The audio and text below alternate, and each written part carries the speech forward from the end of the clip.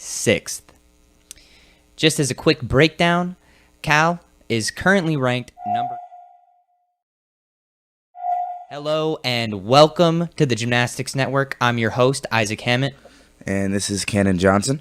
Today we're going to be filming the pregame show for Army versus Cal, taking place on Saturday, February 6th. Just as a quick breakdown, Cal is currently ranked number 8th, and Army is currently ranked number 12th. As I said before, Cal going into this is ranked number 8, so it's a big improvement for them from last year where they were ranked number 11th. Last week they put up a 384.8 during the week 3. They had an overall start value of 437.8 and an average execution score of 8.25, so about 1.8 off on every routine that they're doing. Army, on the other hand, last week they scored a 375.1. They're starting the season off 0-2, which is a little tough. They're definitely going to be looking for a win here. Overall start value for them is 429.2. So Cal is leading in start value by 9 points and 7/10. Heading into the floor, Cannon. Yeah, so like Isaac mentioned, Cal does have the upper hand when it comes to start value, and you're going to be seeing that. Here we'll be looking at Kyle Abe on floor. Last weekend he put up a 12.95. Very beautiful routine. Yu Chen Lee from Cal is ranked number 20 in the nation at a 13.6, and Matt Davis, ranked number 14 from Army, is has a national average of 13.85. So some really good scores. Take a look out for Yu Chen Lee, Caleb Richard, Kyle Abe, and Matt Davis on the floor exercise from their respective teams as we watch Kyle. Here goes the event overview for floor. Last week, Cal put up a 64.95, and last week, Army had put up a 64.65. So if we use their scores from last week, it's actually a pretty even meet as we go into the Pommel Horse. Moving into the Pommel Horse rotation, here we have Aiden Lee from Cal. Really big set last week when we commentated this meet. It was one of the most exciting routines we had seen all day. Took a long pause to get the routine started, but once he started going, it was really, really great. Aiden Lee is currently ranked number 8th in the overall on Pommel Horse. After that, we have Will Lankevel from Cal. He scored a 12.4 last week, but he did have a fall, so look for him to really bounce back this weekend. Cal ended up counting one fall in the rotation, so they did an alright job on Pommel Horse last weekend. Also, keep an eye out for Matt Martin from Army. He's currently ranked number 16th, and last weekend he put up a 13.05. As we finish up watching Aiden Lee here, really beautiful swing, nice travel sequence there, and then I believe he does a triple Russian dismount. So really great stuff coming out from him. As we move into the event overview, you can see Cal put up a 63.35 on Pommel Horse last weekend, while Army put up a 59.50. Moving into the still rings. Moving into still rings, we're going to be looking at Yu Chen Lee, ranked number 22 for Cal with a 13.15 average. His freshman teammate, Noah Neufeld, also from Cal, put up a 12.8 last weekend. And keep an eye out for Matt Davis from Army at a 12.5. A lot of the Cal guys are doing some easier sets on rings with some back levers. So always very interesting to see that. We actually talked to some of the Cal gymnasts and figured out that a back lever is actually a B and not an A. So take a look out for that. But, pretty nice routine. He has a pretty good line. His handstand is very solid as he goes into this back giant. Nice, good stoppage. And here comes his dismount, speed giant. 1.5. Very clean landing. And here goes the event overview. So week 3, Cal put up a 63.05, and Army put up a 61.7. Moving into the vault. On vault, we went with Connor McAvanagh from Army, put up a 14.0 last weekend. Keep an eye out for him. Also, Matt Davis and Jacob Newman from Cal. Really great stuff. Good vault, by the way. So finishing up on vault, it's definitely a rotation where we're going to see a big fluctuation in terms of overall score for the teams this weekend. Cal last weekend scored a 68.35, while Army scored a 68.35, so they did end up tying on that event. Moving into P-bars, we have Matt Davis from Army. Yep, Matt Davis from Army, he put up a 13.2. Kyle Abe put up a 13.15. So that's going to be a pretty nice matchup to see on P-bars going into this meet. And freshman Noah Neufeld put up a 12.95 from Cal. So he's really not that far behind. So be looking for that matchup going into the parallel bars. Matt Davis is definitely one of those guys from Army that you're going to hear about a lot from us. And he's going to be contributing on every event. Going into the event overview for P-bars, the Cal put up a 62.35 and Army put up a 63.7. So you can see the divide starting to come a little bit farther and farther as we keep going into the meet and as we head into high bar. So for high bar, we have Patrick Armstrong from Army. He put up an 11.75 last weekend. We also wanted to say to keep an eye out for Zach Mitchell from Army. We have him as a sleeper pick on high bar. He has really interesting bar work, a lot of German giants. The average is low, but that's due to him not hitting his routine so far. So if we see a hit from him this weekend, you can expect a good score. Also, we have Caleb Richard from Cal at a 12.95. So it's going to be an interesting high bar rotation for sure. There might be a large gap here if one team does not so great and the other team does really good. So we're going to have to go out and see. Moving into our final event overview here, you can see Cal scored a 62.75 on high bar, while Army scored a 57.2 on high bar. So Army's definitely looking to get that high bar score up. And if they hit high bar, that puts them, right back in the runnings to face off against Cal this weekend. I'm actually predicting an Army victory. They're 0-2. I don't think that they want to go down 0-3. And I think it's a pretty even matchup. And I think if Army can go out there and hit their high bar routine and clean up a little bit on Pommel horse, I don't see much room for improvement for Cal. As they didn't have many falls last weekend, they're going to have to just up their start value and just be a little bit cleaner when they already are pretty clean. So I actually see an Army victory for this one. Yeah, I think I'm going to stick with the Cal guys. I think they're going to take it this weekend. They have a good start value and they have good execution. And I think if they do exactly what they did last weekend, then they're going to be able to put it down. And I don't think Army's going to be able to touch them. So now we're going to throw it to our interviews that we have. We have an interview with Declan from Army. And we also have a double interview with Caleb Richard, the captain of Cal, and Kyle Abe. So thank you. And we'll see you soon. All right, and we're rolling. We are here joined by two Cal gymnasts, Caleb Richard and Kyle Abe. How are you guys doing? Good. How are you guys? Good. Good. Well, we're doing just fine. So we're just going to jump in the interview here. First question for you guys. Are you going to beat Army this weekend? I feel like that's a definite yes. Positive. Yeah, I feel like we got a good shot of beating them this weekend. What have you guys been doing this week compared to last week to prepare yourselves for this meet? Last week we were more going into the meet focused on just hitting routines and getting the nerves out of the way. Being in our home gym is kind of nice, competing on the equipment we train on. So now going to this week, it's more refinement, working on those small details that we were having issues on the last week, and continuing to try to be consistent in our routines with our hits, but also now focusing more on the smaller things like cleaner landings, form in the air, small details. So Yeah, definitely just working on the mistakes that we made at the last competition, making sure those don't happen this Saturday. Yeah, so watching the meet last weekend and just talking to one of your freshmen, Jelani, he basically said that your strategy was to go out there and do a little bit easier sets and get some hits in.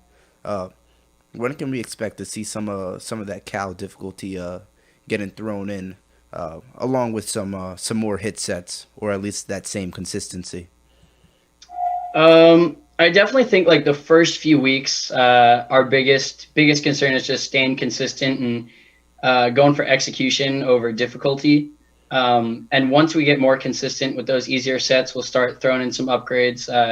I know everyone on our team has been training harder routines. So when we do compete the easier routines, it's a lot cleaner and a lot easier. So we all have some stuff in our sleeves, getting ready to throw that back in. But for now, for the first few meets, I think we're just going for cleanliness and consistency. Yeah, we saw you guys were definitely executing last weekend. In terms of vault, what is the weekend looking like? Are we going to see any 5-2 vaults this weekend? I'll probably be doing from handspring double front, and Caleb might be doing cause 1.5. Ooh, word. Big stuff. So, moving on here. After watching your guys' meet last weekend, we had noticed that your ring squad really likes to do some back levers. Why the back lever? You know what I'm saying? I mean, it's an easy B. Just trying to get the difficulty up, add an extra skill into the routine, try and make it all 10 skill routines with as much difficulty as we can add. Yeah. B's better than an A. Our right now, our current ring lineup doesn't have quite the difficulty as some other teams, so that's where we go for those nice, clean, easier skills where we can get the execution over the difficulty, and that's what we're trying to make back on rings. All right, nice. We've seen a lot of teams coming up short on horse this season. We've seen a lot of falls and a lot of mistakes on pommel horse this season. How's your horse squad looking going into this meet? I think we're looking good. Yeah, horse is one of those events that we as a team focus on a lot more. Just starting routines early in preseason and cranking them out, cranking the numbers just to get more consistent. We've got some guys like Will Levonical and Aiden Lee who can put up some huge scores and huge routines, and they still have more upgrades coming too. So with those guys towards the end of lineups, and then guys like me and Abe at the front who are just going for more consistent routines, I think we're going to have a pretty good, solid horse lineup this entire year, especially if we can continue to hit like we did this past week. Yeah, Will is definitely a beast on pommel. Yeah. But, watching the meet, one of the things that Jelani was telling me going into the first meet was that you guys are a very freshman-heavy team, and I noticed a lot of spots where Noah Neufeld had stepped up, where I didn't know him before that meet, and now especially I definitely know his name. So can you talk a little bit more about his training and how he's been fitting into the Cal program? Noah's been really good for us. He's competing all around this weekend. He's consistent on every event, and he brings a level of difficulty that really helps the team out on everything. And we know he can do more, and he's going to definitely bring more later on into the season. But right now, hitting these nice, clean, and consistent sets really help us out a lot. Yeah, he reminds me a lot of Darren Wong freshman year, just a very clean, consistent gymnast. Doesn't necessarily have like huge standout routines on every event, but just is a great all-arounder. It can put up good scores that will help us on every event. Just from the moment he got to school, he really stepped up and took charge in every event that he was doing, which is all of them. And he's just really taken to heart that all-arounder mentality and wanting to count his scores in every event, just like he did this past weekend. So, in terms of mentality for your team right now, where are you guys sitting? What is the thing that when you go back in the gym after the weekend, what are you guys telling your other teammates that you need to focus on? What are the things that you as a team are trying to improve upon, not just with your skills, but with your mentality about how you're approaching gymnastics? Yeah, one of the biggest things like we try to focus on going into every meet is just to have fun.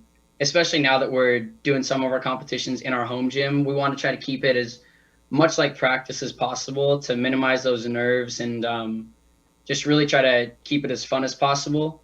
But yeah, like our whole goal this year is to go out there and show every other team that we are a top 10 team, day 2 NCAA finals team, and we're just trying to prove a point. We're the underdogs. That's a great point to make. You know, you guys, I'm looking at your chart here. You guys, your entire team start value is a 437. It's not the highest start value in the world, but you guys are executing extremely well. You're averaging an 8.25 in your execution. So I think the idea of keeping your start value low, like you were talking about, and then allowing, like we had talked about with the back levers on rings, we're definitely seeing that pay dividends for you guys. Yeah. To get into some of the stuff that we might not want to talk about so much regarding COVID, when your season ended in March, what was it like when you guys had to go home, and then also what was the return to campus back? Because I know California had a lot of different rules compared to some of the other states. Yeah, it was really confusing. I mean, we went into lockdown, and then we weren't able to practice all of that year, and into the summer we weren't allowed to practice. So we were just trying to get into whatever gym we could, but unfortunately, a lot of the gyms were closed. So we couldn't even practice at our home gyms for the guys who were living in California. But we were able to practice, luckily, at one gym for a little bit, but not very much. There's been very, very minimal prep and practice that went into the season beforehand. Yeah, being in California, the restrictions were a lot more, I'd say, intense than some other states. But I mean, from the point we found out that we were going to be allowed back on campus to the point we're at now, it's just like incredible the strides we've made. We got back to campus around mid-October, I think. And at that point, it was only 3 of us juniors and half the freshman class. The rest of them came around mid-November. So our entire preseason was basically gone, and we had to really pick it up, get into routine shape within a matter of a month and a half. And so to see, looking back, like where we were then and where we are now, it's just a huge difference in our gymnastics. And with the protocols we have to do now and the restrictions we still have, it's definitely tough, but just being able to compete and being able to be in the gym with these guys is more than we could ask for. So with all the restrictions, we know that you guys have had a lot of meets on Virtuous, and we're actually going to be casting your guys' meet this weekend on Virtuous. What do you guys think of the platform so far? Do you like it? And what do you think about the head-to-head matchups that they're promoting on there?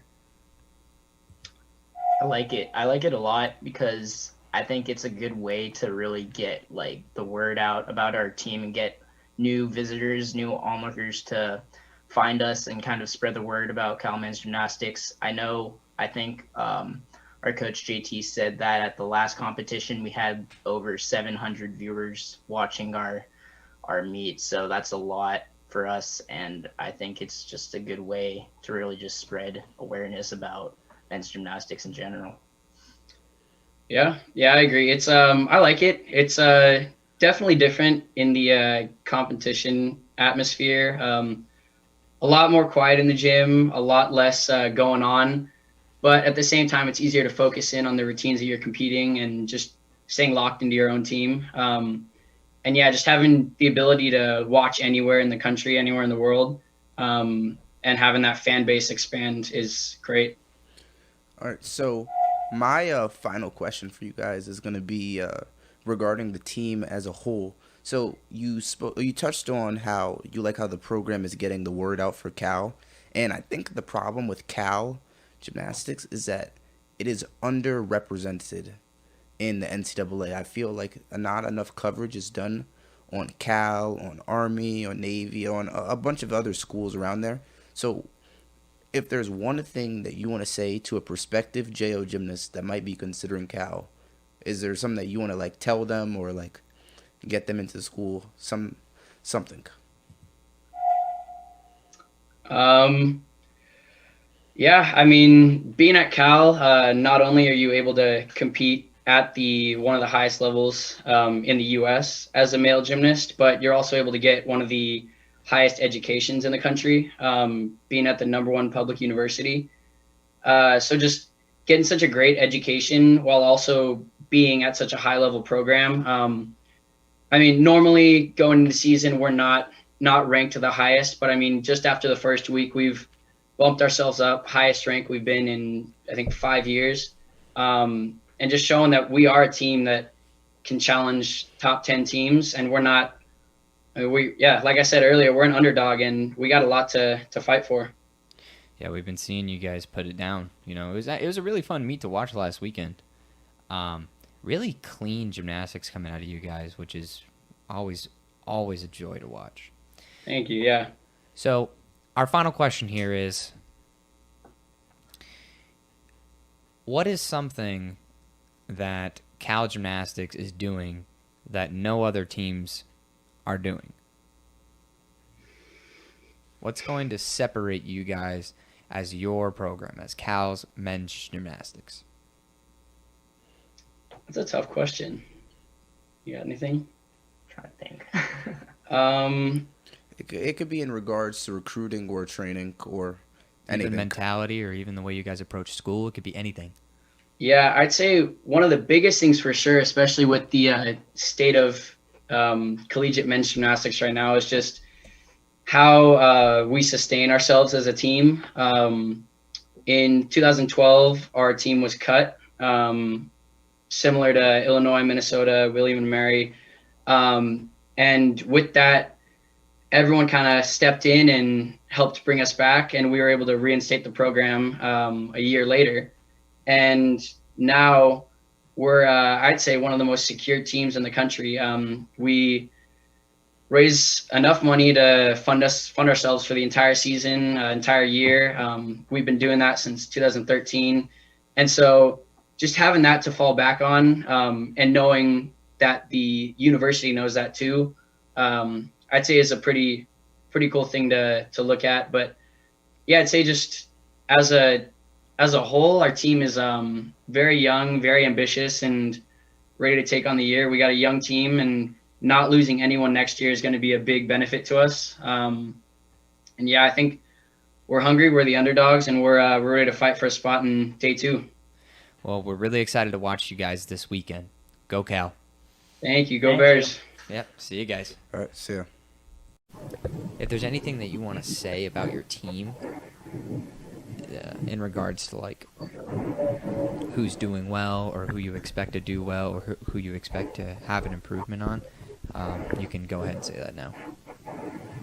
Okay. Obviously, like our all-arounder guy, Matt Davis.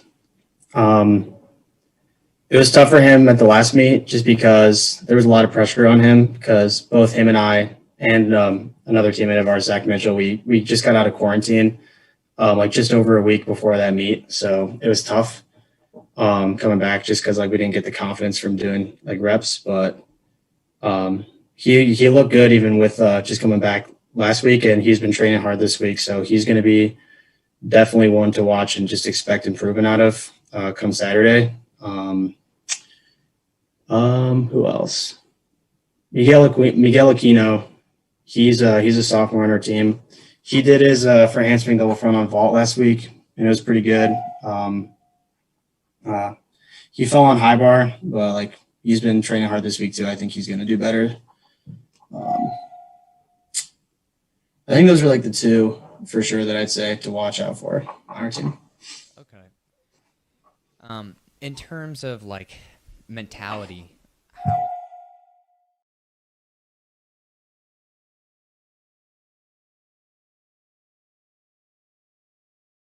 Test.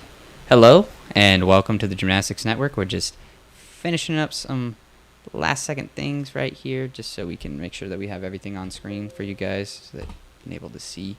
Cal Berkeley's stream is currently a little messed up, but we're working on that. I think they should be good here the next couple of minutes. That's why the meet is starting a little bit later than 5 o'clock. But as soon as they get up, we'll be ready to go. Media source, window capture. All right, window capture.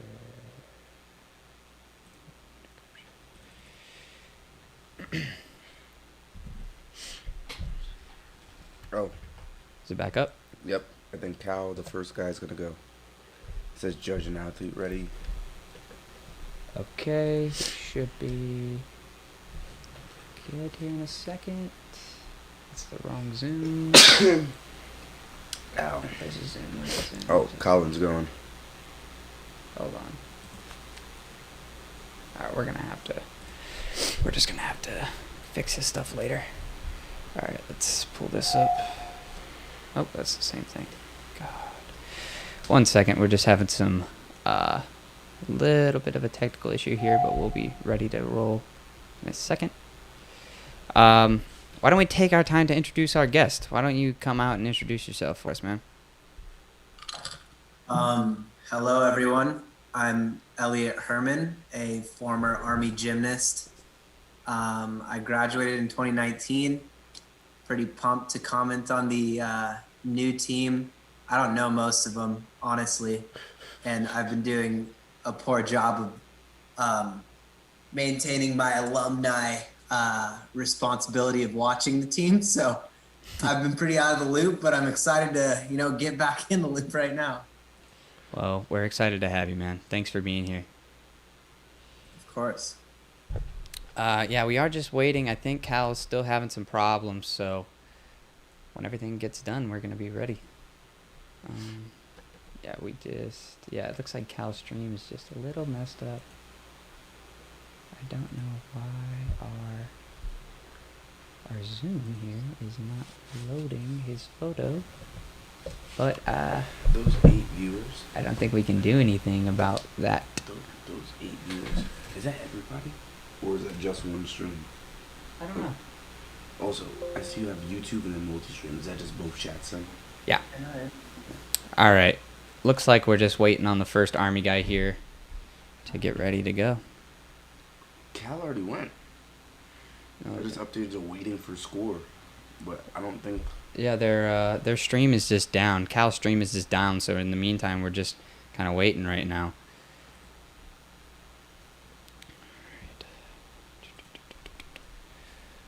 We will know when they update, so that's good. All right. For anybody in the chat, if if you want to be a little bit more engaged, you always feel free to ask us questions. We're pretty open to talking to everybody about anything and everything. So if you got something on your mind that you want to bring up on the show, just throw it to me and Cannon, and we'll get it. As well as our guest. He has just as much gymnastics knowledge as Cannon and I, so if there's anything that you're a little bit confused about, just run it by us. Well, looks like Corbin Bestow is about to start his routine.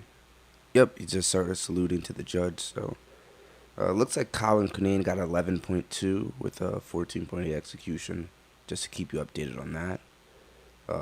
Yep, here goes Corbin. Nice double back for his first pass. Front handspring, full punch half, clean C to a B connection. That will actually not get a connection bonus. It has to be D to B or D to C to get a connection bonus. But very clean gymnastics nonetheless. All right, here he goes, making his way down.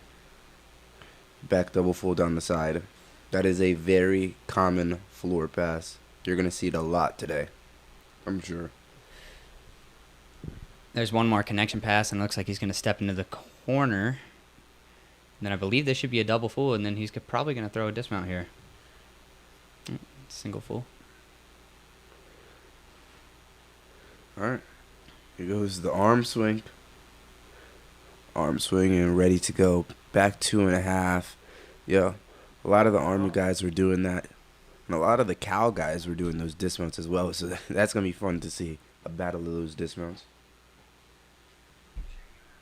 I love the token arm swing. Yeah. Well, Elliot, what do you think about that lead-off routine for Army, and I guess what it does for a team? That was a good solid set. I mean, it's always nice to have someone start off doing well because then you can carry that momentum into the future. It's pretty funny looking at this screen with the gym. I'm getting like flashbacks of spending like 4 straight years in there. But yeah, that was a solid set. Not much deduction, and I mean, good start for the rotation. Yeah. Very good. Yeah, so it looks like the Cal stream is still down. I don't know what's going on with the Wi-Fi. They are streaming on 2 different sides of the U.S., California, and one is in New York. But hopefully we could get that up and running for you guys. It's really not in our control currently to be able to do that. Yeah, that's unfortunate. But just so you guys know, Aiden Gusty is going. He is a freshman, if I believe. He was in a lineup last weekend and did pretty well for them. So excited to see that. Yeah, sorry, just like not much is going on the screen. Not much to commentate on. If any of the viewers, you guys want to drop some questions or anything, let us know. So are the judges viewing this the same way we are? Yeah, the judges view everything pretty much the same way we do. The only problem is Cal's stream is just not loading. We can't get we just can't get a visual on them on any of our computers here, or maybe some of the viewers at home. But there's nothing. There's nothing there from them. The only thing that we have is Cal, or excuse me, is Army right now. So we're just kind of waiting to see what happens. Hopefully they get this issue resolved. Well, it's just weird because there's actually a score for Colin. I mean, the judge did see it. One of the judges' live streams is working. Yeah, somebody's stream is working, but just not ours. I don't think anybody's stream is working at that point. Yep, it looks like Aiden Dusty just finished. So we'll be kicking it to Graham Shaw. Oh, Graham Shaw. You have a Graham Shaw story you want to share? The way you said that. So you'll be able to see Graham Shaw here in a minute, but I remember Graham Shaw as Bazooka Arms, just because he is just a master of physique. You know, absolute monster. Absolutely ripped, strong man. Sure, he does rings as Busting well. out of his leotard. That's what I'm talking about. Bazooka Arms. Bazooka. I love that. Yeah, I mean, we're getting readings that Cal is on air, but unfortunately, we're just not able to access that, and that really blows because I'm sure there are plenty of people that would love to watch Cal right now. But for the time being, I guess we'll just go in and watch these Army guys. Yeah, comment on Bazooka Arms. Yeah, big boy Bazooka Arms here. But protein there. I just saw a question go through. How do you think the ASU did last week against Cal, and what's your thoughts on the ASU men's team? So I think Arizona did a really good job. They have a couple standout gymnasts. Obvious name Kiwan, Anthony Mills, but they did a really good job of hitting routines. Yeah. Them and Cal also just didn't really fall. I think Arizona had a couple falls, or maybe had 1 or 2 on pommel horse, 1 or 2 on vault, but for the most part that was it. So I think they're looking to be pretty good, and they're definitely getting stronger every single year. All right, Graham Shaw opening it up with a triple full. Not very common to see that as a starting pass, but it is a very good D-valued skill. Layout punch half, so pretty basic connection, very easy to stay clean. Smart gymnastics is sometimes what you want. Yeah, that was something we had talked to Army about earlier. You know, they love their smart gymnastics. I mean, I know part of the interview with our Army athlete had gotten cut short due to the meet starting, but Army really prioritizes. Army prioritizes a lot of things, and one of the things that they prioritize is execution over start value. So, it's definitely going to be interesting to watch them. That's interesting because Cal prioritizes the exact same thing. Exactly. They're very keen on that execution score. They had a pretty high execution score last weekend and pretty high hit ratio. Here goes. Back 2.5 dismount. Like I said, you're going to see a lot of those today. I wish we could kick it over to the Cal guys because they also do those dismounts. But Yeah, everybody's just on standby, unfortunately. But that was a great set from Graham Shaw. We can probably expect a good score for him on that. Just in preparation for this, we built an overlay. But unfortunately, we're just having a tiny bit of problem with our overlay, which which sucks. But I'm going to see if I can get it fixed. And, there's just... Unfortunately, I really wanted to watch the Cal guys because last weekend they had put it down, did an amazing job. And this week now, not being able to see them, that really sucks. So Elliot, any comments about your time at Army that you'd like to share? Yeah, I mean, it was 4 years of basically just getting through it. I wasn't the most academically inclined individual. I struggled in that aspect. So balancing academics with the team was something that I struggled with. I mean, the team was a huge escape because a lot of West Point is very regimented and involved with just basically studying 24/7. So Yeah. you could go up to the gym, escape for a minute, listen to Doug talk a little bit, and then just carry on. Yeah, that doesn't sound too different from our experience here.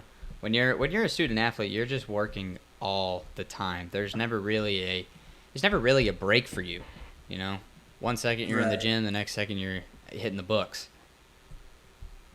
It's just funny because like after college, we're doing essentially the same thing. Like we work and then basically we have to just, get through the day. And I had so much more energy at school. I don't know what it is. It's crazy. I'd say I'm the exact opposite. Once I graduated, school just became... I wouldn't even say that. I would say everything in my life became so much easier. I didn't have to spend as much time or nearly as much energy to do anything. But I think that was primarily due to me not enjoying what I was doing in terms of academics. But as a graduate, I can bust out 15-hour days and be fine. Whereas when I was in school doing that, there's no way. There's just absolutely no way. Yeah. Some of the scores just came in. Aiden Gusty 11.8 from a 14.9 start value. So the Cal guys seem to be struggling a little bit on the floor this week. And Graham Shaw's score came in at a 12.4 with a 14.9 starts value. So a little bit better there from them. Definitely in the ballpark of the scores that they were already getting, which is good. You only want to improve on what you already had, or at the very least, stay the same. And here we're looking at Ben Guerri. Sorry if someone in his family is listening and I mispronounce his name. I was gonna say that's quite the last name. Yeah. Double Arabian half out. It's a good skill. They're starting to put us a little bit more difficulty in this one. Double full punch half. Nice. Yeah, it's really good that you see a straight up and down double full with maybe a little bit of traveling into a nice punch half. Here comes his non-acrobatic skill. Look at that flexibility. Everybody just loves gymnast flexibility. Everyone talks about that all the time. Absolutely. I feel like that's right behind do you do the balance beam, you know? Yeah. We They're definitely two heard that a good lot. party tricks, and it's a nice backflip, the people's backflip, and you know, everyone wants to see somebody do the splits. That's always it, you know? So finishing up this routine, nice punch 1.5. Stepping into the corner here. Nice arm swing like Cannon always talks about. He's probably going to finish with a back double full the way that he ended this. Yeah. Yep, back double full, but a nice stick. That's what you want to see. That's exactly what you want to see, especially coming from Army right here. I'm You can see probably the team in the back going I'm probably crazy. predicting a pretty high 12, 8 and up, or a lower 13, 13-5 and below. So very good score from them. All right, it looks like Cal is starting to get their stream back up, so we're going to take a minute here and look at what's going on with them. Noah Neufeld score just came in 12.15 from a 14.7 start value. All right. So starting to pick it up. You know, they're improving upon every routine. 11.2 from Colin Cunane, 11.8 from Aiden Gusty, 12.15 from Noah Neufeld. You heard about him in the pregame show. Cal's getting better every single routine. Army is appearing to probably get better. They have a 12.6 from Corbin Bestow, a 12.4 from Graham Shaw. So 2/10 down. 2/10 isn't really something to worry about as a big dip in gymnastics from routine to routine. Mm-mm. And Ben Gueri, who I think is going to get a 12.8, between a 12.8 and a 13.5. So they're definitely improving. Oh, here is Caleb Rickard from Cal. We had him in the pregame show. He's going to be up next. He's fourth up in the lineup, which is pretty good. So we should be expecting to see him improve upon the 12.15 that freshman Noah Neufeld had just put up. That's the goal of the lineups. The goal, there's no randomization of the lineups where people just go wherever they go. The goal is to improve upon every single routine. Yep, here he goes. Double twist punch half. Yeah, we're still just having some problems with the Cal stream. Hopefully that can get fixed up. It seems to be a problem on... Oh, there it is. All right. So it looks like Virtuous got that fixed up. So we're going to just step in and get that on screen so that we can view it. It should just take a second here. Cannon, why don't you talk about some of the things that we were talking about in the pregame show about Cal? There we go. There they are. You know what is really cool about this? Cal is competing in Haas Pavilion. This last meet, they compete in their home gym, so it's a little bit of a nerve thing. They're stepping into their arena. What's cool is they have a Black Lives Matter, I guess, like, art display in the arena, which I think is cool, you know, in light of all the protests that have happened in our country. Cal's men's gymnastics is standing with the African American community and stuff like that. That's really good. But Caleb Rickard, he just finished up a pretty good routine, a pretty large step on his dismount, and just kicking it back to what Isaac was saying, Cal is a very execution heavy routine and team. They want all the routines to be very clean. When we talk to Kyle Abe and Caleb Rickard, they say that they're adding that difficulty in as they keep going on. They want to make sure that they have a good baseline of hit routines. Yeah, interviewing Kyle was awesome. Or Kyle. Yeah, Kyle Abe. And interviewing any opportunity you get is just, it's amazing to see and tap into those other guys that have a different experience than you. Right now, we're watching Ben from Army. Wow. Big passes so far. A lot of big power tumbling coming out from him. Running into his next pass. Nice. That's a good pass. Yeah, There's that split we keep talking about. gymnastics flexibility. People love that. For the viewers out there, how's the stream looking? Just type some in the chat. If you guys have any questions about the routines or anything going on in your life, open to talk about anything. Uh, Miguel Aquino is actually one of the people that Declan said to look out for. Said that he's gonna have some pretty good routines coming up. If you guys listen to the pregame show with Declan, and he wasn't wrong. This is a pretty powerful routine. Nice double Arabian finish. So I think he's actually the first. Well, not the first guy. Sorry. He put up a D dismount where the last guy didn't, which is very good. It looks like they're improving upon the fact that they're missing that element group category. Somebody in that gym is doing a D dismounts, and Miguel is that guy. Score just came back from Caleb Rickard, 12.35 from a 15.0 execution score. So about 2.7 off, 2.65 off. So I'd say a pretty low execution score from them. Definitely didn't want that to happen. That wasn't a part of their game plan. Score also came in for Ben Guerri, 11.95. So much lower than what I predicted from the 12.8 to 13.5s. But, sometimes there's some discrepancy in judging. His start value is slightly lower than I anticipated to be. I wasn't calculating his start value. But here we're going to have Kyle Abe on the screen. And Kyle is a very... Abe was actually one of my junior teammates. Really? This is the triple back man. Yeah, I'm the secret to his triple back. Oh, yeah? I mean, he's got a huge floor routine, too. Yeah, he got some power out of nowhere. I don't get it. Yeah, massive double pike, front double tuck. All right, when is that triple back coming back? If that's your old teammate, has he told you that it's coming back anytime soon? I think it was a hot flame that kind of just went out of control sometimes, and I don't know, it might have been a couple too many face plants. Just might have just called it a day. Yeah, you face plants once on a triple, and it takes some courage to get back up there and do that again. Yeah.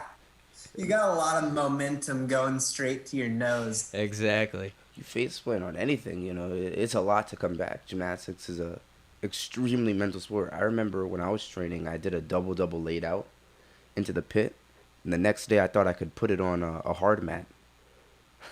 Yeah, it was a big ego check for me. Yeah.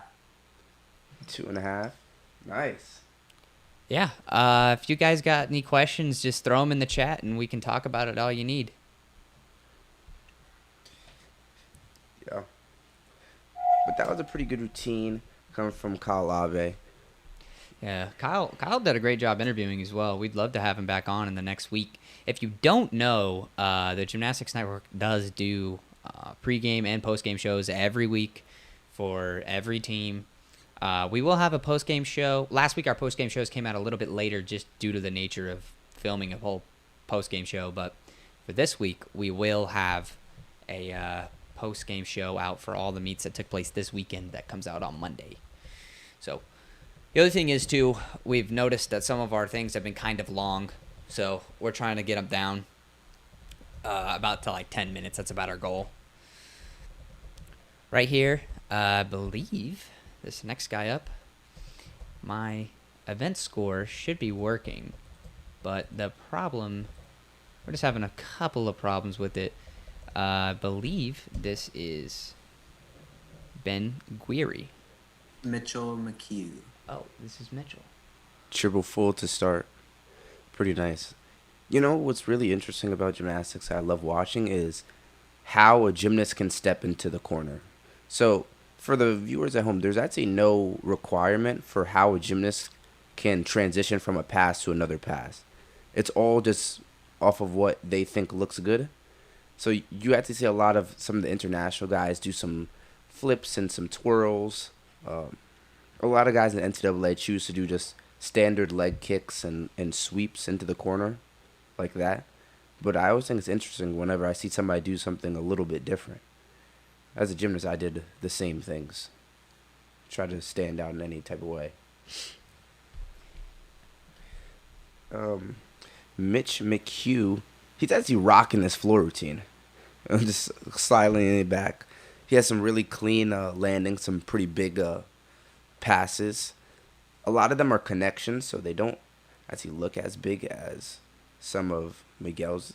But he had a nice 2.5 dismount, very clean step back landing. He just needed a little bit more power if he wanted to stick that. And we're going to be going to our anchor for Cal, which is Yu Chen Lee, the freshman.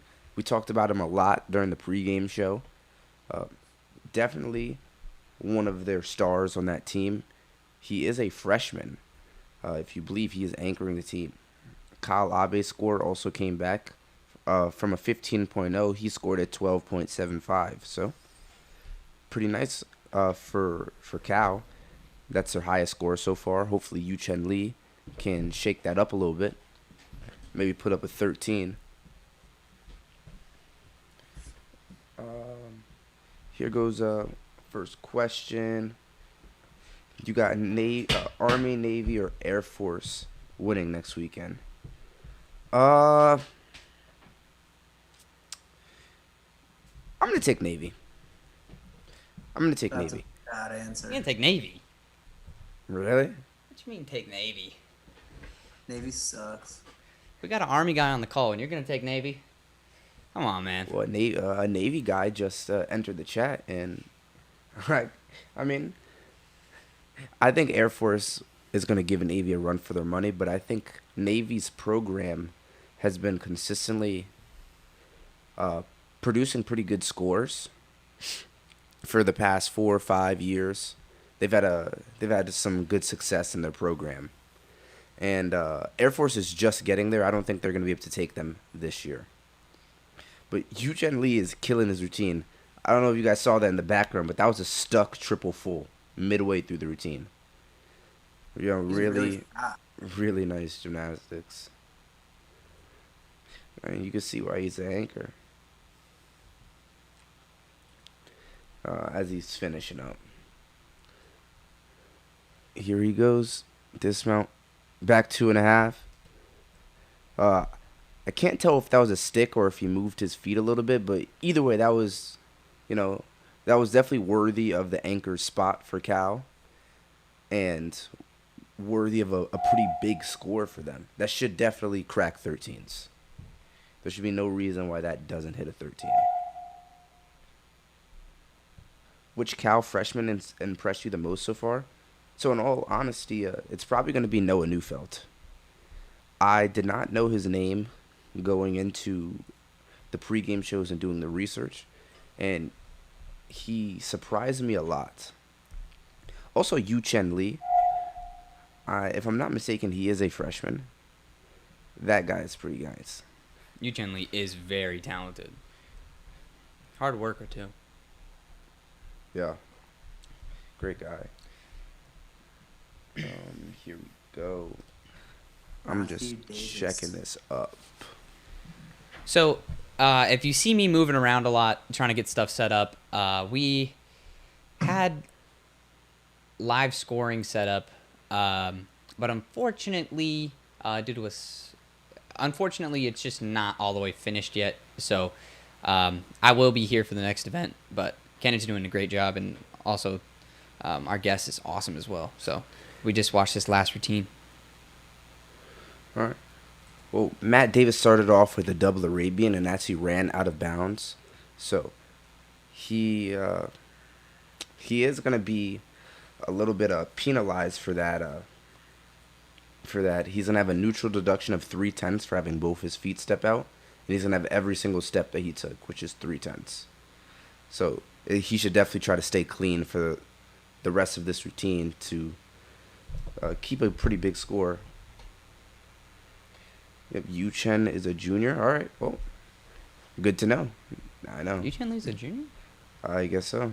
Well, I was just about to look up Cal's roster to see what. I'll take your word for it that he is a junior. Good routine right there. Finish out the rotation.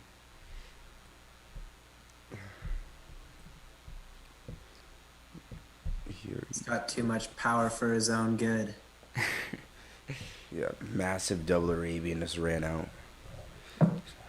That's a good thing, though. It's definitely a good thing to have more power than it is to have less power. Absolutely. But Yeah, now that the rotation is complete, uh, we're just waiting on the scores from Matt Davis. Yu Chen's score came up as a 13.5 from a 15.1 start value, so very good. Is the stream frozen? But if you guys would like to support the stream, there is a donation link down below. We are streaming on YouTube and Twitch, whichever one is your preference. We can see the chat on both, so don't worry. We put a lot of time and effort into this. We are doing this full time, so if you guys do choose to support the stream, thank you for that. Appreciate it. Every team has 2-minute one touches, which just means in between rotations they have 2 minutes to start warming up, get their bodies flowing, get the Pommel Horse squad ready to go. And that's just what we're waiting on. Hopefully for next week we'll have something to play in between events. A little education piece on skills to look out for, people to look out for, maybe a little game. We might even be able to get it up by the end of this live stream, but Matt Davis' score just came in, and he has a 12.65 from a 15.2 start. So he had the highest start from both teams on floor, and scored and got around 2.5 points off. And that's because he had a neutral deduction of 0.3, and he had an average execution score of 7.75. So, definitely could be doing better, but it was just one mistake that actually ended up killing him, and it was a double Arabian that he ran out on. It's just got some big legs. Yeah, big legs. Blessing and a curse, you know? That's why I keep mine really small. Yeah. Gymnast with small legs. You should see Yeah, you never Isaac's want to legs. stretch the pants, and it's just Why you gotta throw me under the dangerous. bus? Yeah, Elliot, you gotta see Isaac's legs, all that rings, you gotta do one dismount. I mean, come on, man. Some Yeah. twigs. Yeah, they were twigs. They still All are you need twigs. is upper body. What's that? All you need is some big biceps. Same thing. Yeah, I mean, if your upper body gets big enough, usually nobody cares that your lower body is small. You know what I mean? Exactly. Exactly. As long as you have some deceptively large calves, so you can wear shorts, but not show off your thighs. Yeah, that's I've tried. I usually can't get it to work.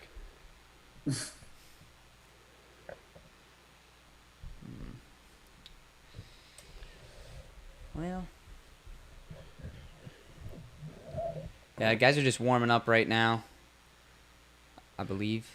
Yeah, we're looking at the cow warm up. Did he do two tong phase?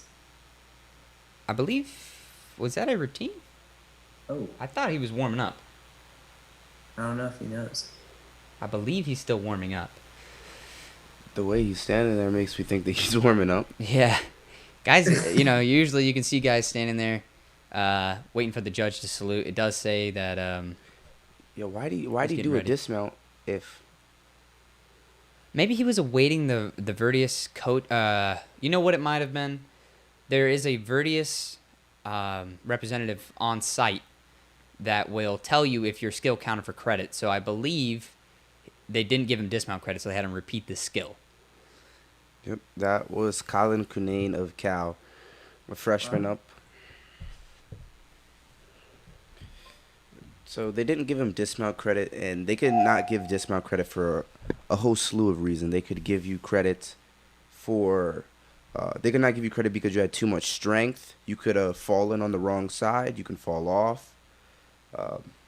You could hit the horse and stop completely. And each gymnast has the opportunity to repeat that skill if you do not have credit for it. It will count as a 1-point fall for Colin, but he will receive dismount credit, which is worth it in the end, especially if you can do a clean dismount. Here is Joseph Minas of Army, kicking it off. Joseph minus. My bad. Yeah. He has a plus sign tattoo, actually. That's pretty cool. Yeah. So moving into this routine, you just see some nice scissor work here. Scissor travel down.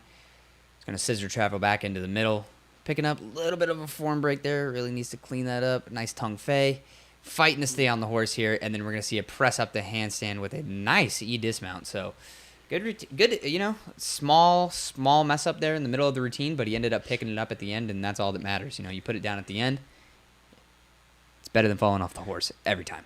Yes, with Pommel horse, it's he kind of was pretty saggy when it came to his body position, but overall, he stayed on the horse. Staying on the horse is the best option on Pommel horse. On some of the other events, being dirty and continuing the routine might not be a better option. Something like P-bars, they deduct every single swing. But Pommel horse, stay on. Do what you can to stay on. Is there a date for the national NCAA champions? Is it going to happen anyway? There is a date for it. If I have a chance, I will look it up and tell you. I think it's in about 2 months. Isaac, do you have the dates off the top of your head? I don't have the date off the top of my head, but I do know that I believe it's an actual person. So people will be competing all at the same place, as far as I understand. They've gotten pretty good. I feel like the years allowed guys to get used to competing in the same venue and, staying socially distanced, obviously, and wearing their masks. I mean, you can even see in the stream right now, guys are in the back wearing their masks, even almost socially distanced from their own teammates, And the COVID restrictions on guys that are competing right now are just out of this world, but that's just kind of the way it has to be right now. Yeah. So this is Caleb Rickard. We did an interview with him. Team captain, actually. Really, really nice guy. So, Kenan, why don't you play-by-play this one for him? Yep. So he's starting it off. Nice scissor work. Double scissor. Yep. Scissor. And, yeah, just swinging pretty clean right now. Yep. Nice. There goes that tongue fei where you step over the horse and an unfortunate fall. Like we talk about all the time. If you're doing horse, you want to stay on the horse every time. Yep.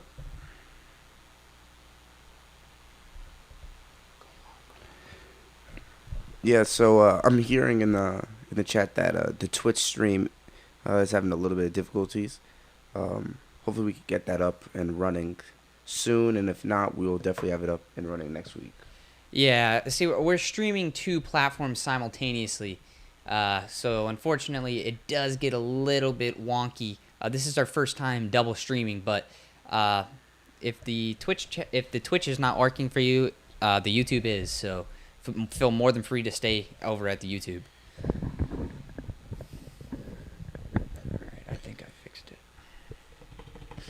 Alright, here he goes, finishing up his routine. Nice. That's actually a D dismount, even though he did it from circle, because he had a full 360-degree rotation and a handstand, landing on the same side of the Pommel horse. And that will give you a D dismount. Scores came in for Colin and Joseph. Colin scored a 10.75 with a 13.6 start value, so 2 points off. Yeah. Around 3 points off.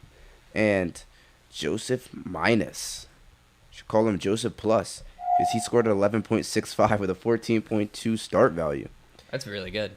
So 9/10 gain on Colin.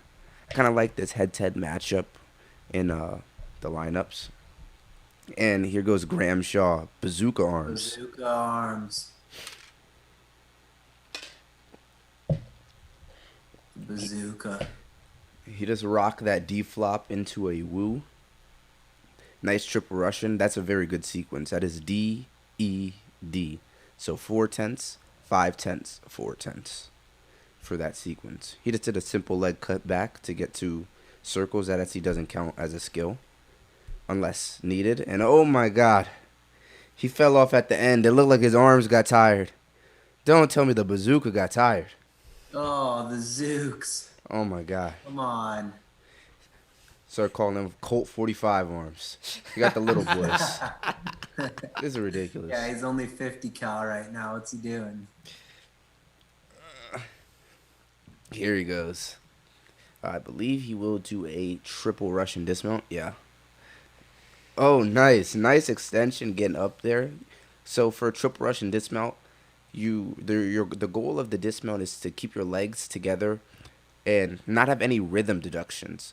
On pommel horse, there is something called a rhythm deduction where if you speed up your circle or if you slow it down really hard, that is a rhythm deduction, and judges will deduct 3/10 for that. So you want to stay very consistent in your triple Russianing. And on the last Russian, you want to amplitude and have your legs go above your head. And Gramshaw got his legs too around his head, so I don't think the judges will take off for that. But here is Kyle Abe of Cal. Yes. Yep. Here goes the triple back man. If you guys don't know what we're talking about, there's a video of him doing a triple back my junior year at JO Nationals, and it went viral in the gymnastics community. It was absolutely ridiculous. Oh, looks like we're losing the stream again here. What is going on? But Yeah, Cal Streams just had a little bit of a problem today. There we go. yeah, I mean, Nice travel work. he's getting it done. You know, that's about what I could say for him. And oh my, he didn't stick the pommel dismount. He took the people's step on the dismount. Yeah, so if you don't know, at Penn State we have a tradition where if you don't stick the pommel dismount, you have to make a figure 8 under the horse.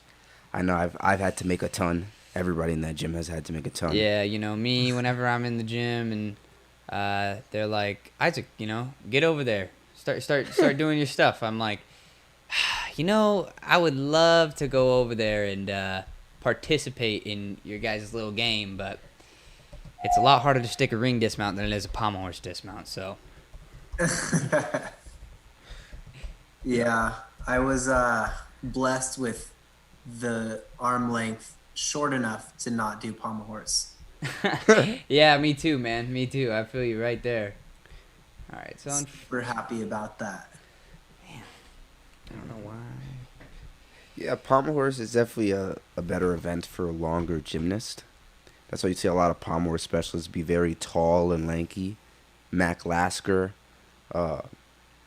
Nick Mock, Jack Baldwin, Michael Paradise, very long, lengthy guys. Will Levenkel, who will be anchoring pommel horse for Cal. He's a pretty lanky gymnast. Lengthy guy. Yeah, we just watched Zach Mitchell fall off the horse. But, Did you get something? it's all right. So the scores came in for Caleb Rickard and for Graham Shaw. And Caleb Rickard scored a 10.95 with a 14.1 start value. And Graham Shaw scored a 10.6 with a 14.4 start value. So Caleb Rickard has a 3.5 gain on Army.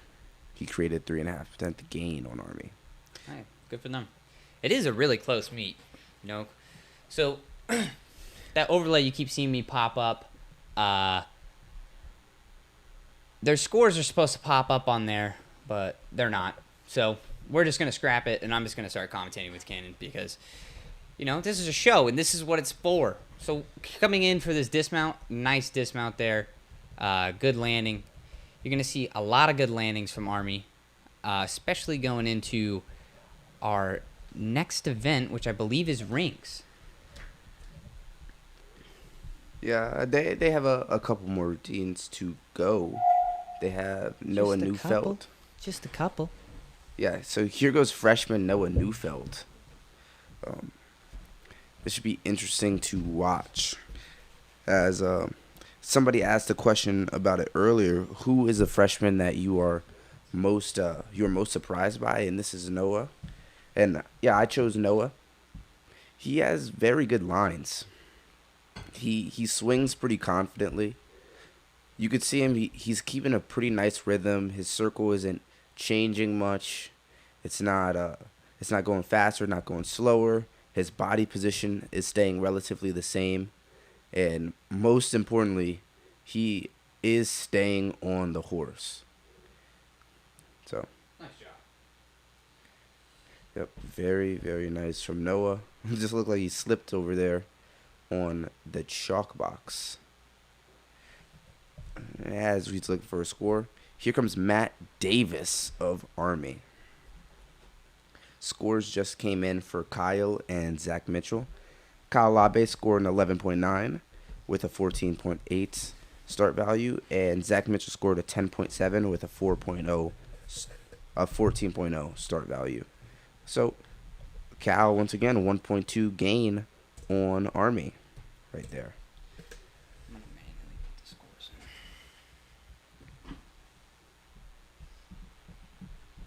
in. Keep up the good work. Hey, thank you. We really appreciate it. Spent a lot of time and effort into these, so we want to make sure that they are looking good and feeling good for your enjoyment. Everybody wants to watch their favorite college athletes. All right, here goes Matt Davis on the live. Oh, let me switch this.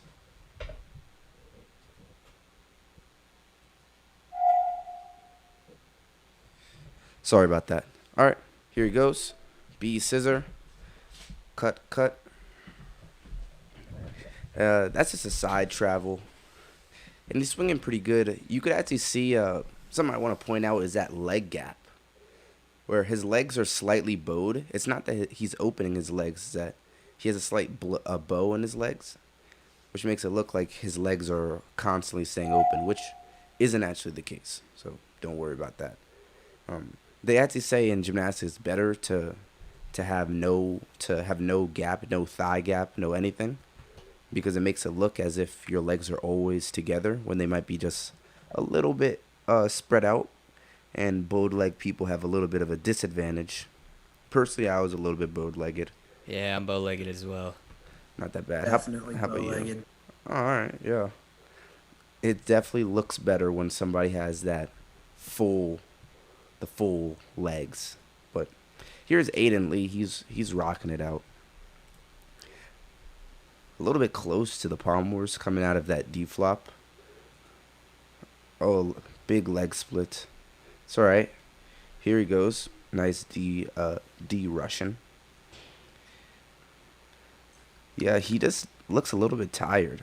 I'm pretty worrisome about this dismount. You know, Aiden does do a triple Russian dismount. At least he did last week. But he put up, I believe he's like ranked number 5 right now in the overall. He's a really good pommel horse guy. Oh, he's fighting for this dismount. I think he's going to get it. If he had to do a press there, probably not, but that's why he's doing triple Russians.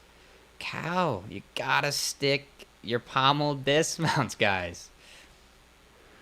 Yeah, I mean, They gotta hop on the figure 8 system. Yeah, right. yeah, when they're Crawling under the horse. yeah, when they're crawling under the horse, that's when that's when you're gonna start seeing them start stick these landings. Yeah, they'll flash into reality.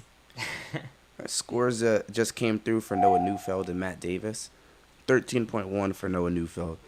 Big score. First score to break 13 for Cal. And 11.8 for Matt Davis. So 1.2 gain for Cal. So Cal is definitely running away with it right now. We're going to need some big scores from Army to come up. Hey, they're only 2 points down. And going into... Remember, high bar and P bars are at the end. So, maybe 2 points down, but there's no doubt in my mind that they're not going to come back. Matt Martin's pretty sick on pommel horse too. Yeah. He already scored a 10.7. So, not bad from him. I think he did have a fall today, though. But here we go. We have Matthew Martin kicking it off. Nice 2 circles, 2 Stockleys. That is a D flop. 2 circles, 3 hand placements. That is a D flop again.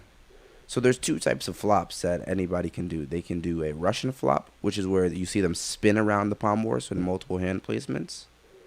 Nice routine from Matt Martin right there. But or you could see them do a Stockley flop, which is where they almost rotate around on their wrist. They rotate around the pommel horse on the wrist. If I see an example of it, I'll show you. It's kind of hard to explain. Someone do it.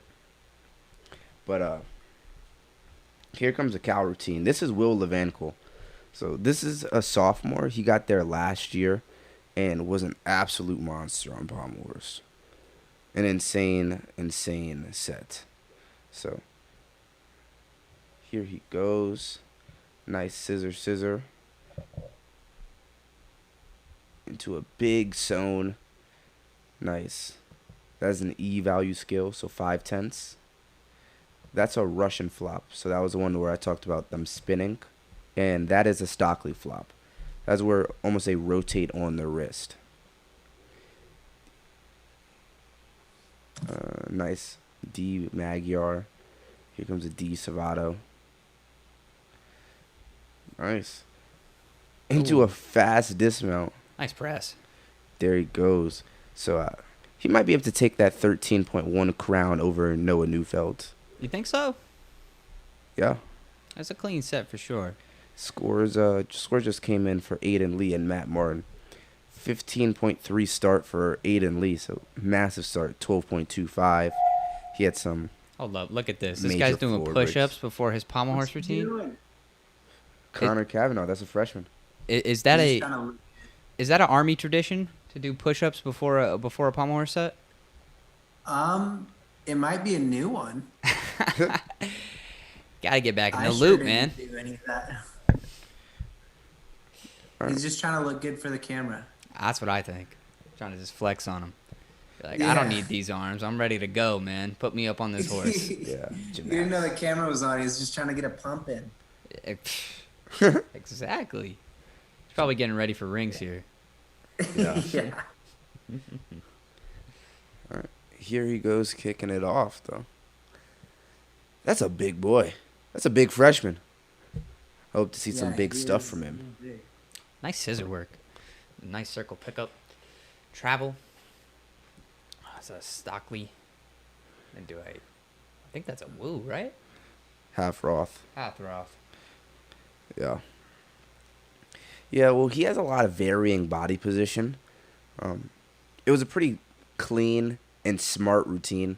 He didn't do anything that I don't think that his body can handle, so some of that flopping stuff is better to be skinny for. Or let me not say skinny. Let me say Not less be so broad. less wide shoulders, hulky style. Yeah, that's the problem that I always had with pommel horse. My shoulders were always too wide and my lats were too big. You know what I mean? Not that I was Yeah. bad. Not that I was I was bad. way too strong to do pommel horse. Exactly. It wasn't because I was bad. It was just because, I was too big. I was too buff. You're actually just too good. Yeah, Yeah. that's what it is. My strength was too too good to good do in it. order for me to be able to swing around the horse. Yeah, you didn't want to embarrass everyone. That's what it was. Yeah. My teammate, Steven Nedarosaki, I used to tell him all the Yeah. time. I'd be like, bro, you wish I did horse because you'd finally have somebody that was on your level, But, Right. yeah. It's like, dude, I'll take that national championship from you for the 5th time. Yeah, exactly. Yeah. All right. Well, just looking ahead at the scores, Aiden Lee 12.25, 15.3 start. Matt Martin 13.5 with a 15.2 start. Will Levankel 13.2 with a 15.3 start, and Connor Kavanaugh with a 13.3 start and an 11.3 score. So it looks like he was just like the 6th guy, just probably going in there just to get some practice. Matt Martin had the final score with a 13.5 and will take the pommel horse crown. Good But for Matt. That's awesome. Looking ahead, Elliot, I pulled up some of your old scores from your senior year, which is 2019, right? Yes. Yeah, so it looks like you competed floor and rings, and at NCs you put up a 13.36. So hopefully you could give us some some light and tell us that Army's doing something good over there in the strength department on rings as we get to this third rotation. Yeah, for sure. Yeah, I mean, I loved rings. Rings was kind of my thing. I mean, the shoulders obviously intermittently give out when when you're a rings guy. Like your labrum can only hold on for so long. But I heard that. right. But yeah, I mean, Carmen Gilio, he's the assistant coach or co-head coach basically. He was super helpful with increasing ring strength throughout the time. All right, nice. This question came up. Ron Israel made a very solid performance last week on rings. What's your impression about Ron as Cal's freshman? Looks like a stud to me. Ron is definitely killing it on rings. All right. So I actually, after talking to some of the Cal gymnasts in the interview and just personal relationships, Ron will be contributing a lot throughout his next couple years at Cal and this year at Cal. So definitely a new promising prospect. But as we're going into this little break, I do want to remind you that there is a donation link in the bio. We are streaming on both platforms. Twitch might not be up, but we are streaming on Twitch, assuming that Twitch can figure their stuff out. And we are doing this full time. So if you do choose to support the stream, there is a link in the bio. Thank you.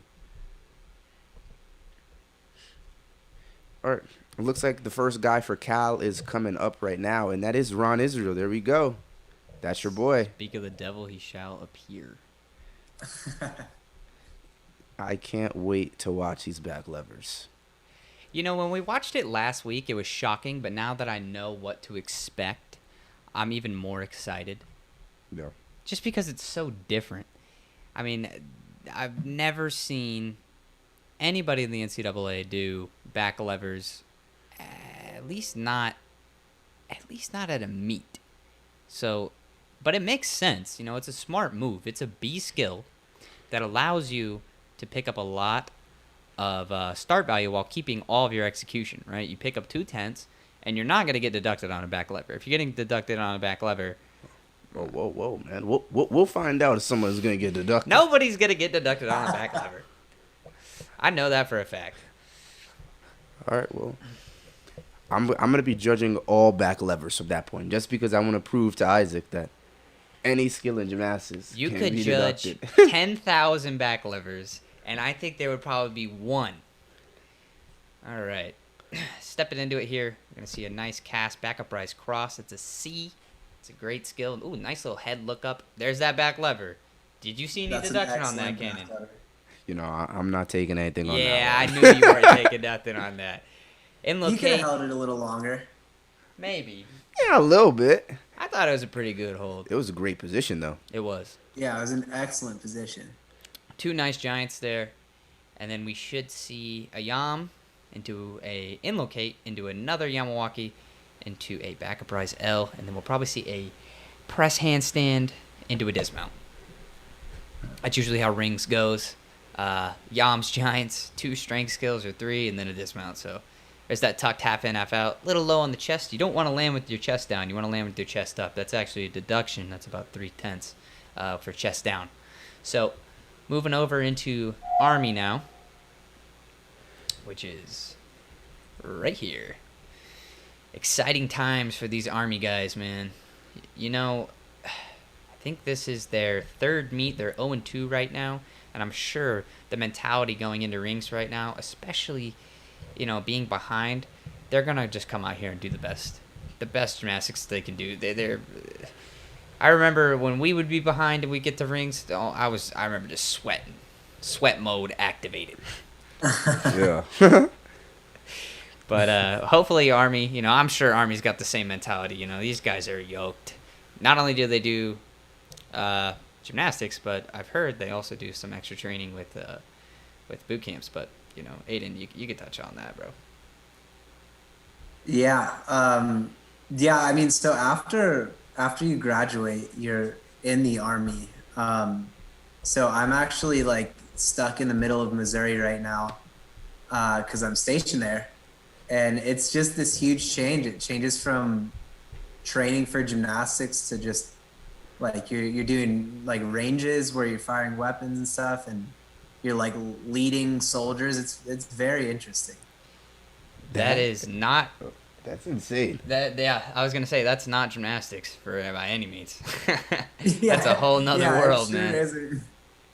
Yeah, it's definitely. I mean, there are your platforms for competition. Like you can go to these schools in the army. So I went to it's called Sapper School, and um, it opens like a door for you to compete again Oh. with like physical stuff and mental stuff, and it's actually pretty cool. It's like how you can find an outlet outside of gymnastics. Yeah, I've noticed, you know, when I get older and I don't work out as much, unfortunately, but I definitely desire that level of competition that exists in the gymnastics world. Right, and it is super easy to get out of shape right now. Oh yeah, especially with the lockdown and everybody being home, and yeah, it definitely is not hard to put on a few pounds. Trust me. Yeah, I miss that college metabolism too. It's just food wasn't even a concept. Yeah, I feel you on that one. Eat off, eat off. Yep. What, me, Elliot, eat off? Because I would destroy Elliot if we were eating food. Let's order some pizzas. Shoot, I'm gonna get a pizza after this. All right. I ate pizza yesterday and wings. Don't worry, guys. I worked it off. I did work it off. This is Chris Scales from Cal on the rings. See that same entry, that's backup Chris price cross. They do. Did he just do 2 backup price crosses? No, he did 1. Nice backup Chris price Scales cross. is actually one of my teammates from home as well. Oh wow, your Really? gym is just so popular. So, what gym did you come from in high school? California Sports Center. Oh, you're from California. I gotcha. Yeah. I'm from Yeah, Sacramento. Oh.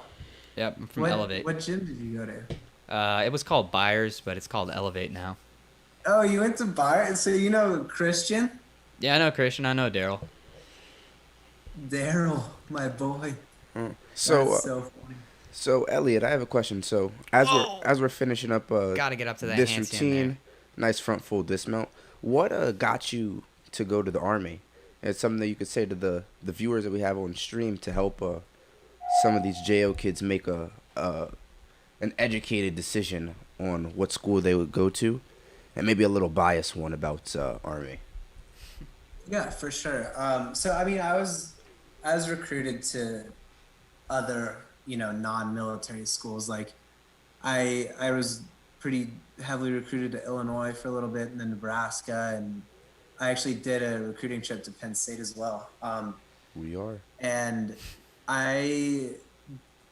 West Point has like, it's just overall a pretty cool opportunity. Doug is an incredible salesman, so he projected all of the good.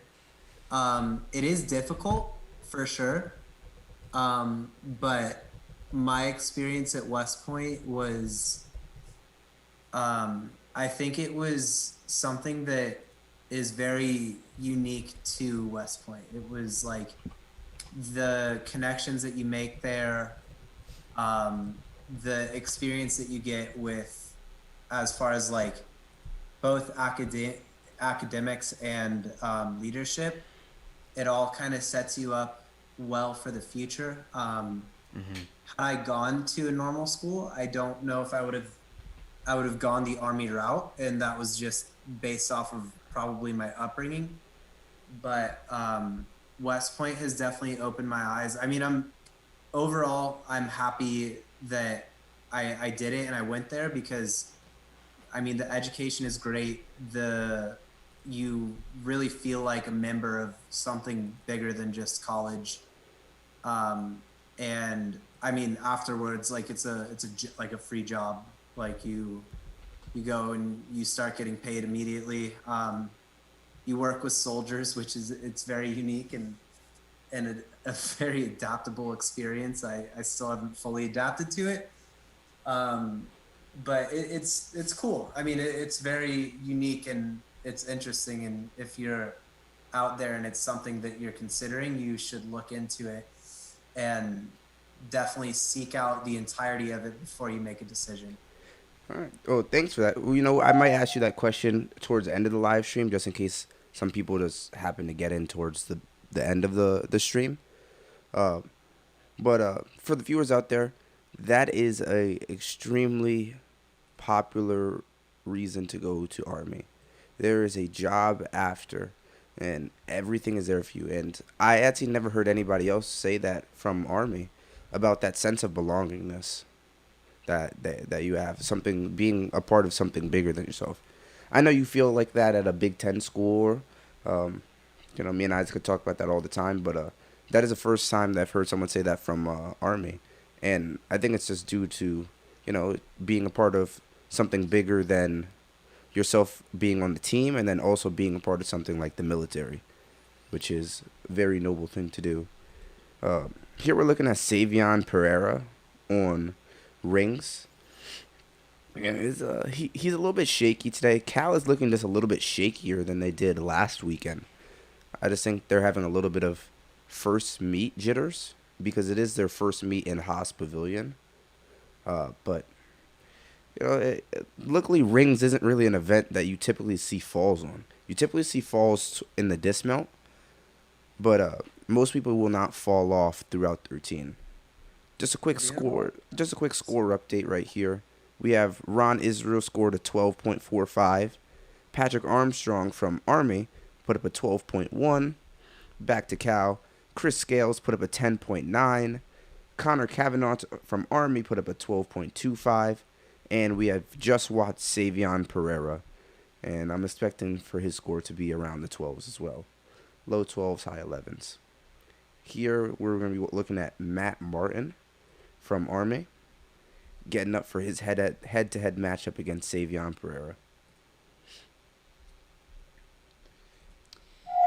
Yeah, so as you can see, we did a little bit of extra work, and we have our scoring fixed. Thank God.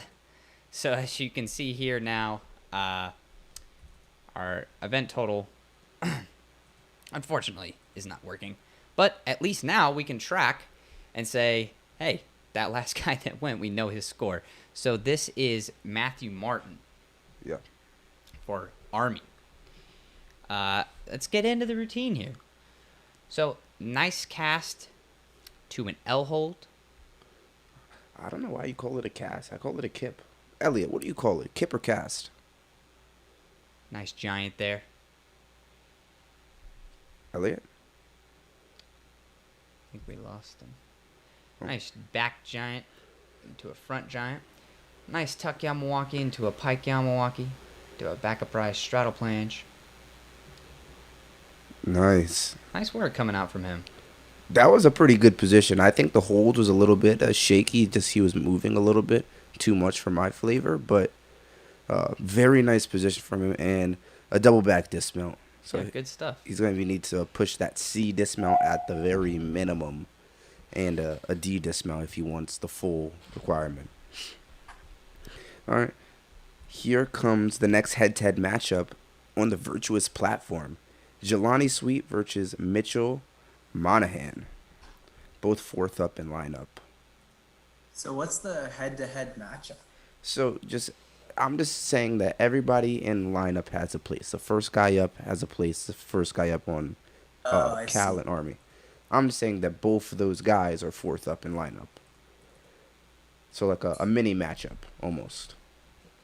But here goes Jelani Sweet. Jelani Sweet. Freshman.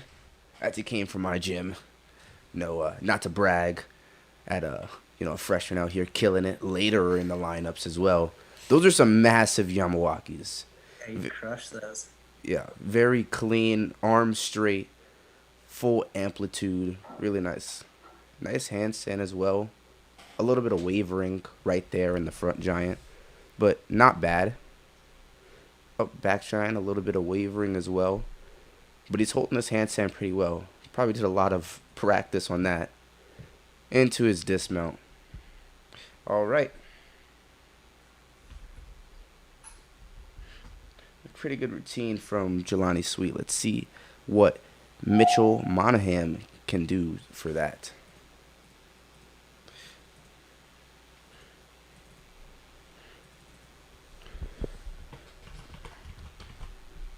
Scores just came in for the last head-to-head matchup, Savion Pereira versus Matthew Martin. Savion got a 12.05 and Matt Martin got a 12.15. It's 1/10 gain for Army. Looking good. They're making a little bit of a comeback here.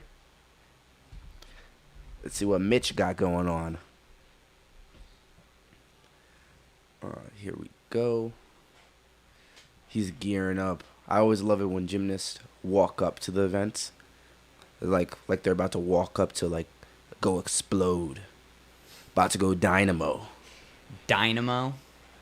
Yeah, it's just like, each step is like a Hulk step. It's like dome, dome, dome. That's what I think. That just might be me. I think that's just you, bud. Sweat mode too. So that's a nice Kip Maltese there. Good hold. A little high. You want to be your hips want to be just in the same level as the rings. Nice back uprise Maltese. They do some big strength out here. That is a hold. That's a hold right there. This is Mitchell Monaghan for Army. Back uprise, straddle planche, excuse me. Nice hold on that too, man. He's holding everything. It's all those Army push-ups they make him do. Count up, How down. many swing to strengths was that? I believe that's 2. Kip malt, back uprise malt, back uprise planche, back uprise straddle. Does that Kip. work? Yeah, it does. Kip Maltese is not a swinging element. Yeah, if you don't know, me and Isaac were just talking about one of the rules of rings is that you can't do a certain amount of strength skills in a row. And I just wanted to know if he had broken it up, in case I need to point that out to you guys. But that was a pretty nice routine. He had a pretty large error on his dismount, just those steps forward are going to be pretty killer for him. His score already came in. So Jelani actually won his head-to-head matchup. Jelani put up a 12.4 with a 14.0 start value. So he had 1.7 off, or 1.7 off, and he had a stick bonus. And Mitchell Monaghan had a 14.4 start value and put up an 11.4. So Jelani won his head-to-head matchup by 1 point, further increasing the lead for Cal. Here's a freshman, Noah Neufeld, on the rings.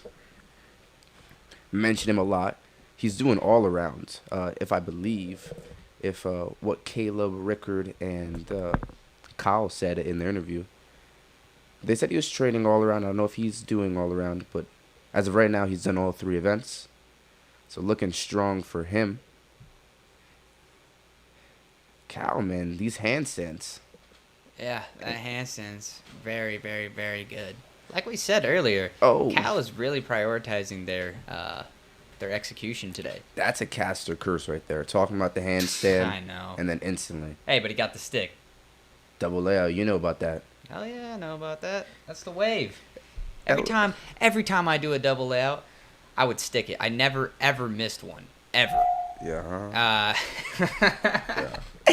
That's a lie. I've missed thousands of those. But when you're in a meet and you hit one, that's all that matters, So next up, this is Kieran Regan. So, Elliot, what rings dismount did you do? And side question, which rings dismount did you struggle on? Because if you don't know, rings is one of those events, like Pommels, that a lot of people choose to specialize on. I think because they are lacking skills on the other side. Yeah, that's not true at all. But rings is an event that a lot of people struggle getting D dismounts on. So what dismount did you do?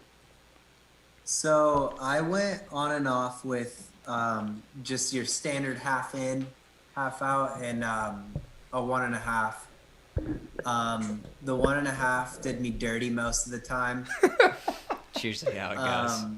It was just, I mean, it was a mixture of just being super tired at the end of the routine, right? And I mean, honestly, it wasn't a mixture of much. It was just being tired after doing the whole routine, and you get to the 1.5 and you forget to just rotate it enough, and you land on your butt.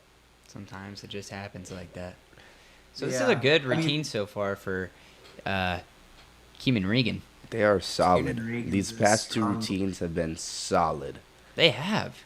Putting up an 11.4 in the last one, and then before that putting up a 12.15. They're just doing good rings. I mean, there's nothing fancy about it, but it's good. You know, they're just putting it down every single time. The last 11.4 should have been a little bit higher. But there goes that 1.5 decimal you were just talking about. Yep. He figured That's it the out. one that got me. Yeah. Well, he seemed to figure it out pretty well. Yeah. All right, moving back into Cal. We just saw Jelani Sweet go. We're just getting his score updated right now. And this is Noah Newfield for Cal. So we're going to pull up Mr. Jelani Sweet's score here. I believe he scored a 12.4. 12.4. Noah Neufeld's score has also come in, and they scored him at a 12.65 from a 14.4 start value. So the start value has been increasing from the first guy to now. Ron Israel is an exception. He had a 14.3 start. But the start values have been increasing from now, and so have the scores, which is always good to see. Definitely from the coach's perspective. From Army, the start values have been staying relatively the same. 14.3, 14, 14.5, 14.4, 14.5. And the scores have been going up. Yeah.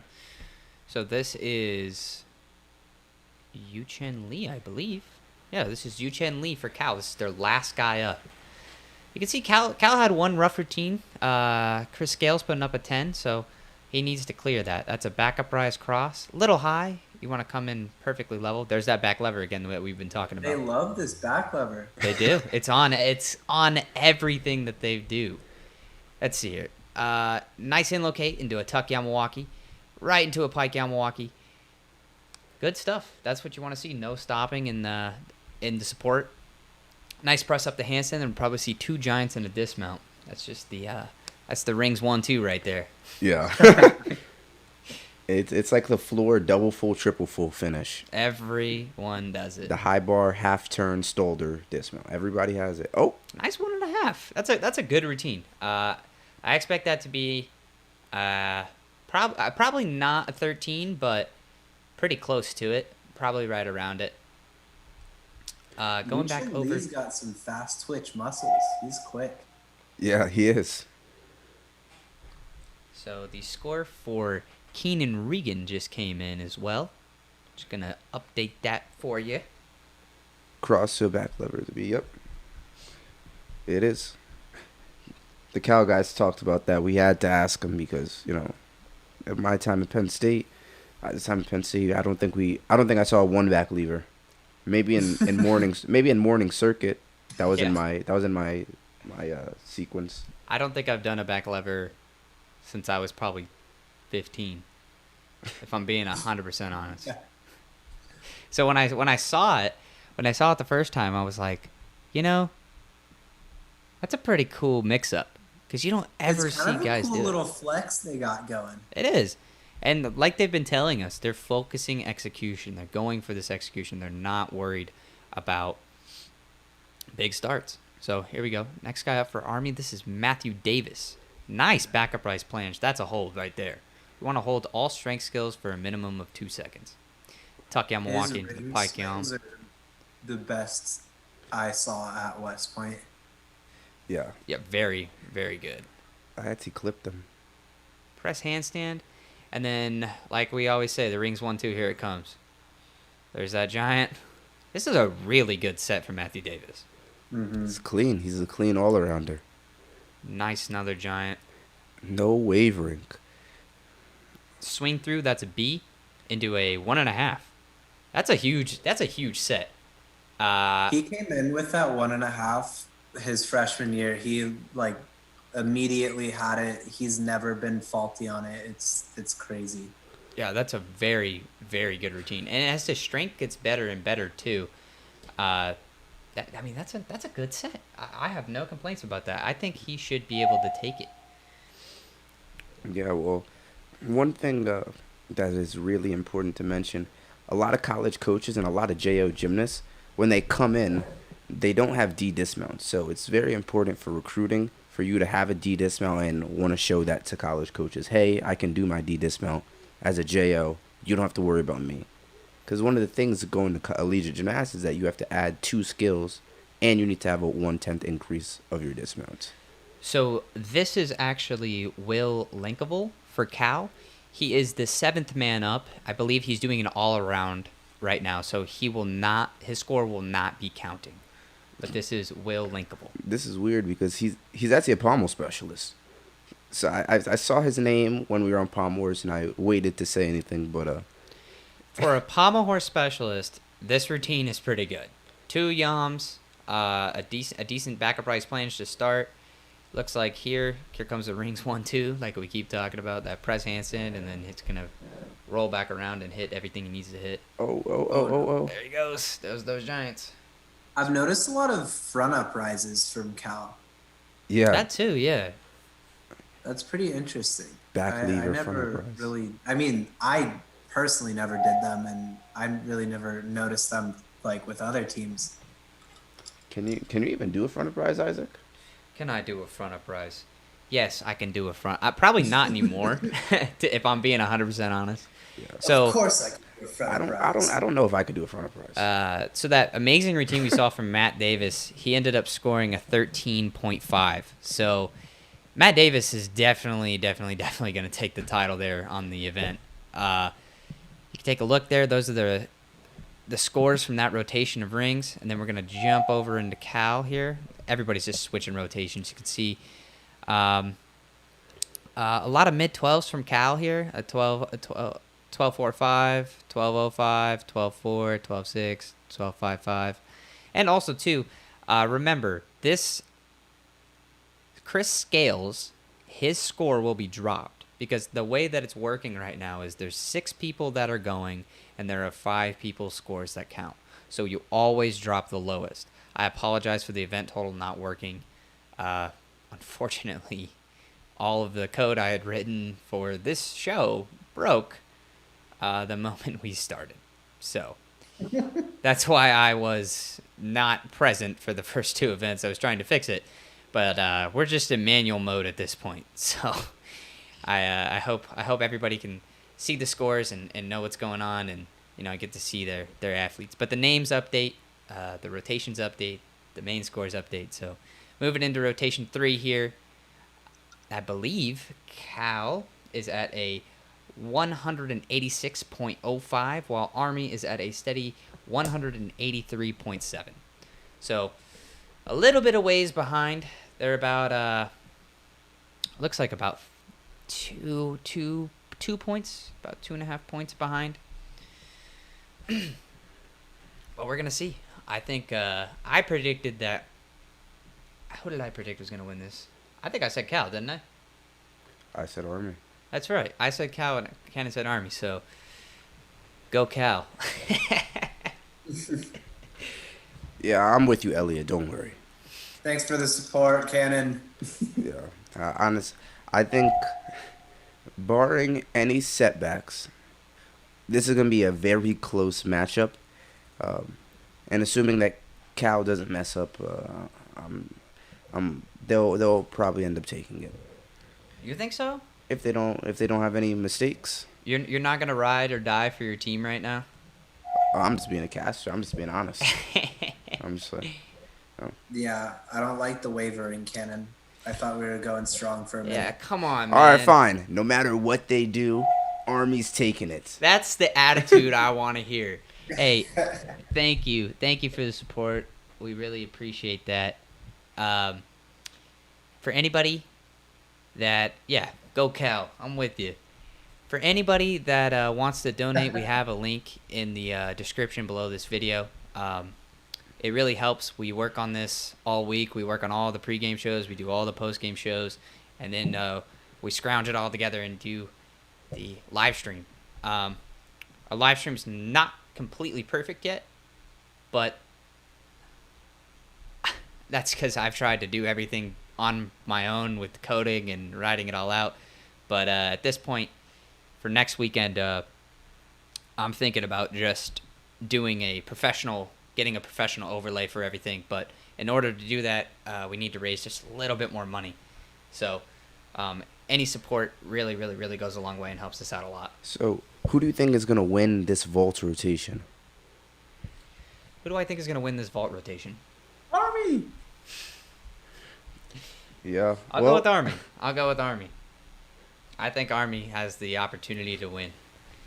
But, yeah, I'm going to say Army. After watching Cal last weekend, Cal does some big vaults, but they weren't able to put him down.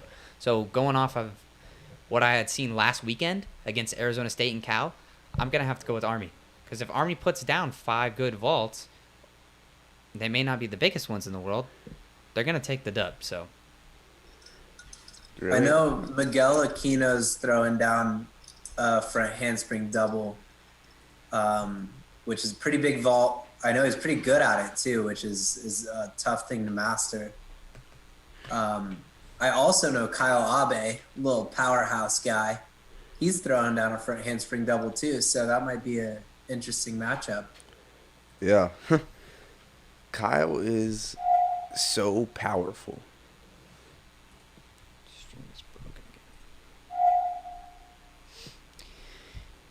We're at Corbin Bestow. About to watch him go. Corbin Bestow, ready to go, steal the show. Corbin Bestow, ready to go, steal the show. Kenan, you shouldn't have been a caster, you should have been a rapper. Yeah, probably. Yeah, you seriously killed that. I was actually ready to keep going. I just thought it probably wasn't the right time or place to keep going. Nice, Yurchenko. Oh. Really good You don't stuff wanna coming take all out the from Corbin Barstow. Yeah, go Ron Israel. Ron has been killing it. He's not up for vault for what I believe. Let me see if he's up on anything else. Nope, that was it. Ron Israel, ring specialist. Let's see what him and his team can do. Hey man, Ron Israel is a beast. That's the man. Yeah. That's the man right there. That's the man. Israel's I'm got just gonna say. some resounding support in here. Look, I'm a ride or die for Cal at this point. What? I think. Oh, nice vault. Nice vault. Yeah, That double is. I believe that's Aiden. That was Aiden. Gusty. Aiden Gusty. Good stuff coming from Aiden. We're just getting the scores updated here for you guys so we can follow along. Yeah. Noah Neufeld, 13.4. We had to miss it. We were talking. And Corbin Bestow got a 13.9. So, right now, Army got the lead on vault. What did I? Strong I way. mean, I did say that Army was gonna win vault. Well, Well, hold on. There's a bunch more scores to go in. So I know it's early, but I'm just excited. That's all. side bet on Cal. Could you Oh, imagine? we got Bazooka up. Was that a full? Yep, that's a full 310 step back. So 14.0 start. He has a clear 310 deduction, another probably 310 deduction. Probably gonna score 13-4. Yeah, you want to see it. You want to see 2 twists there, not one. Yeah, that's totally fair. Don't believe that he's doing that's his main vault. Actually, I think he might have had a mess up there. So this next vault is going to be Yu Chen Lee. Yu Chen Lee, the man, the myth, the legend. We just saw him on Boy. Rings put down in a great set too. So they're getting him in on vault now. Yu Chen Lee. Hey guys in the chat, ask some questions if you guys. Let me know who you guys are going for. Who's your favorite gymnast? Oh, Nice double full from Yu Chen Lee. dang. He just put that thing down, man. Put that thing down. Jeez. How do you guys like being on the other side of this? Huh. How do I like being on the other side of it? I've been on the other side. I'll tell you this much. I probably work 5 times as long on this show than I did spending time in the gym. So What does that even mean? that's I don't know. That Hate is, it? I don't know. I like it. I like being on the other side. I think it's different. I like kind of the ability to just watch gymnastics and not have my arm hurt every single day I wake up, and you know. But that's just me, you know. Not everybody else has body problems, but I had a Yeah. couple. well, I Elliot, definitely have some follow-on body things that Ooh, nice vault from Matthew Davis. stuck landing. Matt Davis is having a bang of a day. You saw Matt he's earlier fantastic. put up a 13.5 on rings, which was an absolute banger of a set. Now you watch this. Now Yeah. you're watching this. He's putting up a stuck 1.5. That's what you Matt wanna Davis see. is a superstar. He is. His whole family is just very athletic. His sister is a Oklahoma gymnast, OU. So, What's her name? something Davis. I forgot her first name, to be honest with you. I feel like I do know who his sister is. I think she's actually one of the bigger names at OU. Oh, that's not Big what double you wanna full. see. Flew back from Jelani Sweets. Hey, he went for it. And if you're going for your double fronts, that means you're getting somewhere. A double front is a 15.2 start value vault. It's a very big vault. It has a much higher start value than the 1.5s that we've been seeing, or even it's on the same level as a Yurchenko 2.5. So it's a big vault.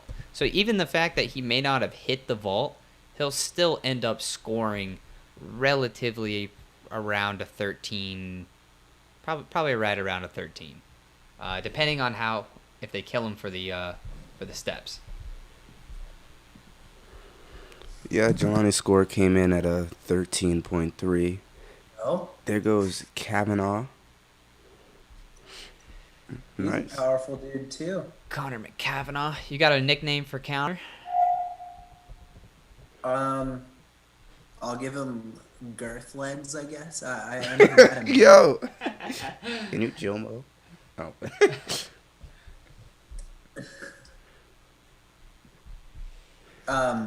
Follow up for you on Matt's sister, Audrey Davis. She's a OU gymnast, and I think she's on the national team, the junior national team.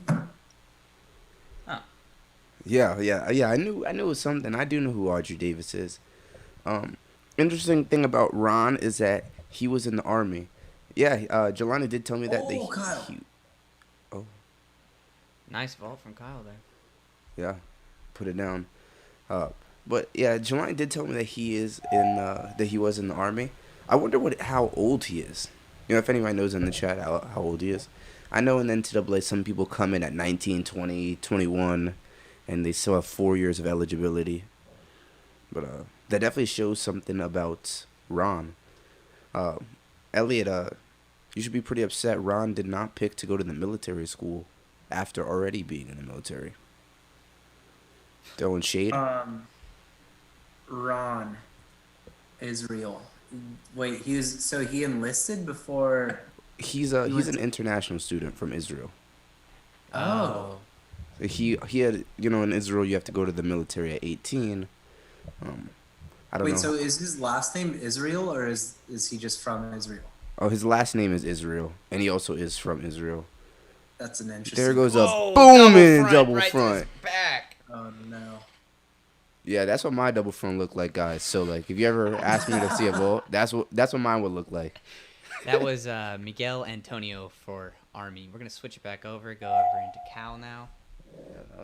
That is very interesting about Ron, though. I've met several Israeli soldiers, and I mean, it's very different, obviously, but he's 22. Wow, Yeah, see, you know. that's crazy. So I wonder how Good for much. him. I mean, good for him to keep this dream alive. I sure couldn't keep this going at my age. My body would have fallen apart. Wow. On some more personal stuff, I wonder how much eligibility he has. I wonder too. Yeah, Like, does I, that mean you could be doing college gymnastics at like 26? yeah, that's what I mean. I'm like, that's probably some more personal stuff that I Yeah. don't really need to know, but I am wondering when you come in at 22. Hey, you see the chat? Oh, really? Yeah, go Bears. Go Bears, baby. Oh, See, we got Cow fans in the chat. We do. go. Respect for the Cow fans. I love the Cal fan. They're active in the chat. That's why I love them. But Army's gonna take it. Hell This yeah, time. Cannon. All right, here it goes. Oh, Yo, that nice was a 2.5. massive 2.5. Nice And 2.5. he's getting pumped. Caleb was in the pregame show with us, and the only thing he's one of the most hyper-focused gymnasts I've met in a long time. He was so serious. The moment we got on that interview, he was ready to crack. He was ready to talk about his team. So you know that he's leading this team right now.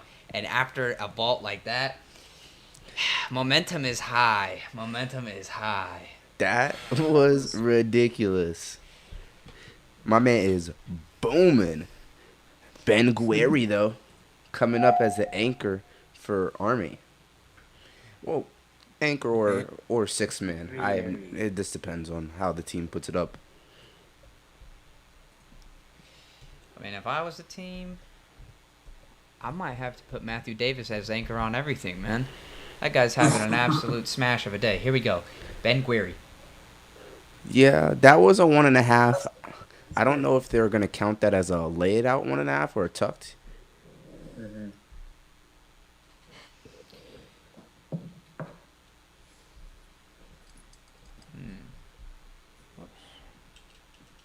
Yeah, Matt Davis he's always just been the consistent, incredible gymnast. I mean, he's just a monster.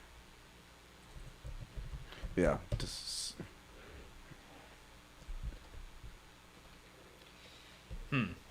Well, It's a good score. 14.35 from Caleb. That's pretty good. That's a Yeah. really good vault. That's gonna definitely have Cal pull ahead even more here. If we're looking at Army, we're waiting for the last score for Army to come back in, and we do have a seventh guy up for Cal. This is Savion Pereira. Double front. Oh, boom. What is up with double fronts right now? Some people are killing their double fronts, but some people, the double front is killing them. He gave it the people's butt bounce. Yeah, the sell it. So just a quick score overview. I know I wasn't saying the scores as they were going up. Volta moves fast.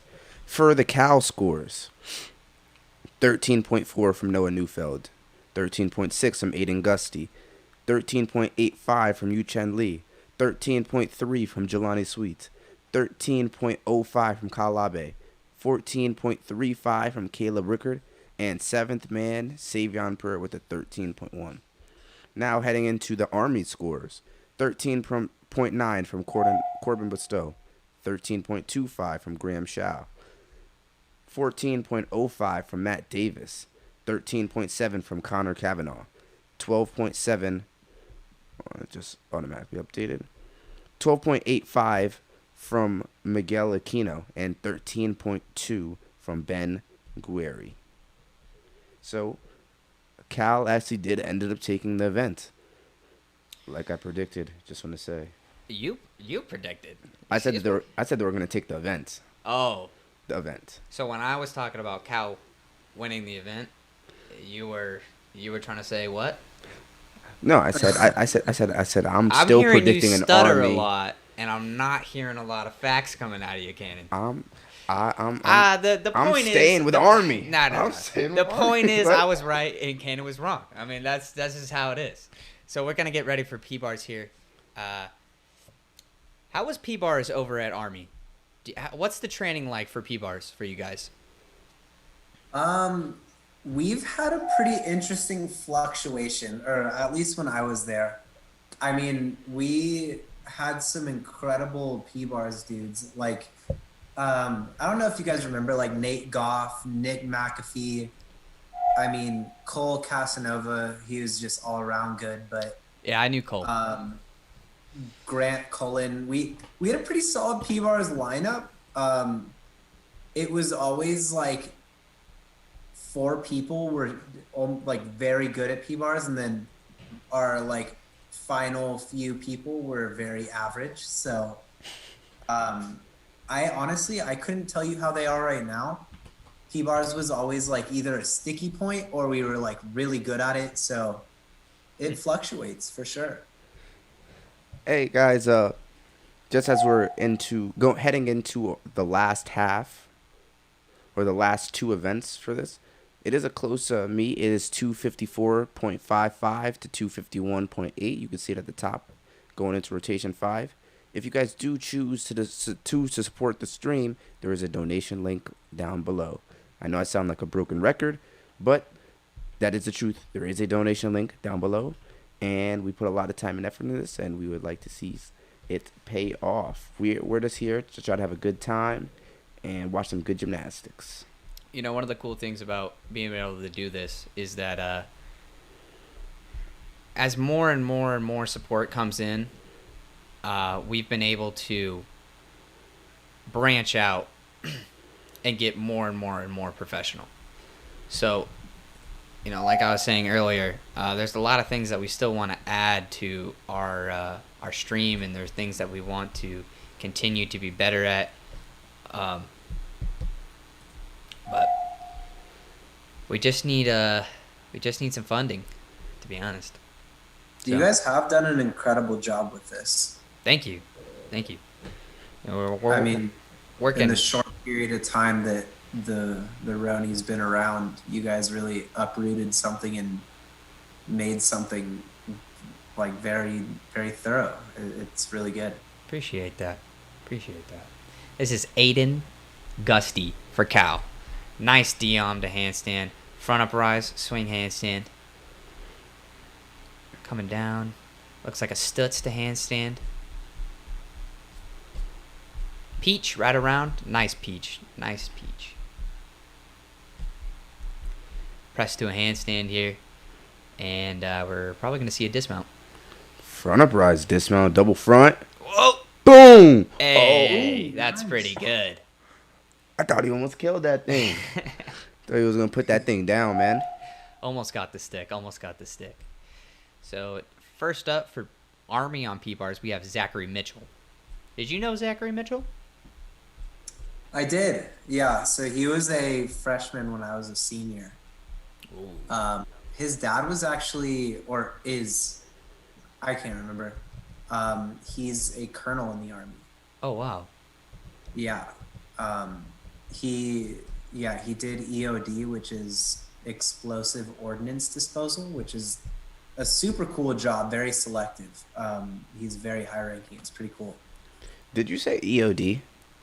Yes. You know, just like moving away from gymnastics just for a second.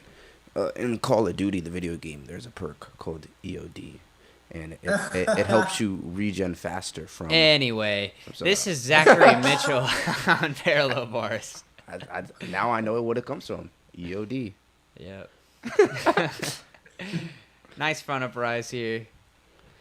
Zachary Mitchell, huh? Boom. Nice heel. Confidence skill. That's a confidence skill. You bang that one out. Rest of your teams come in. Oh, here we go. Oh no. Fighting for his life right there, but unfortunately had to jump off the P-bars. I got Caster's curse. Every time I say he's going to bang it out. And there it goes. Yeah. Cal definitely. Caster's curse, man. Caster's curse. It's the way it goes. Army definitely does not need this if they're looking to try to close the gap in the next 2 events.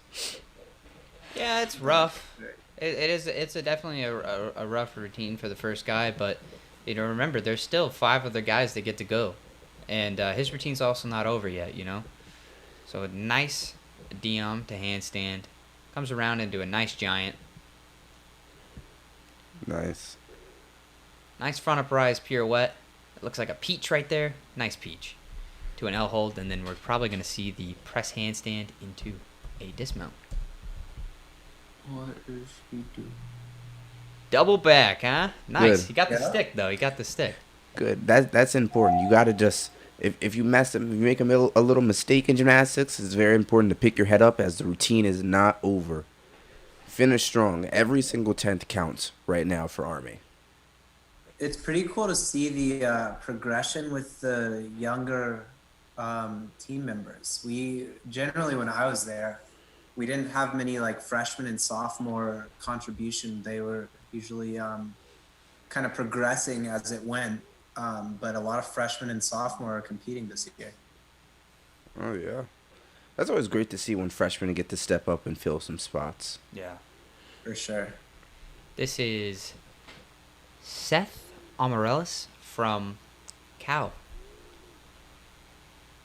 Nice giant. Got the hop on the hands there. Oh no. What happened? The stream. What's going on with this Cal live stream? This Cal Wi-Fi. I don't know, but All right. Well, yeah. I guess that routine's gonna be over by the time it comes back. yeah, that sucks. Right? Yeah, there it is. Yeah. Oh, there you go. At least we got the ending. Yeah. It looks like they're cheering in that Frozen video right there. Yeah, that's unfortunate, but we'll keep you posted on his score so we have a good idea of what's going on. This is Patrick Armstrong for Army here.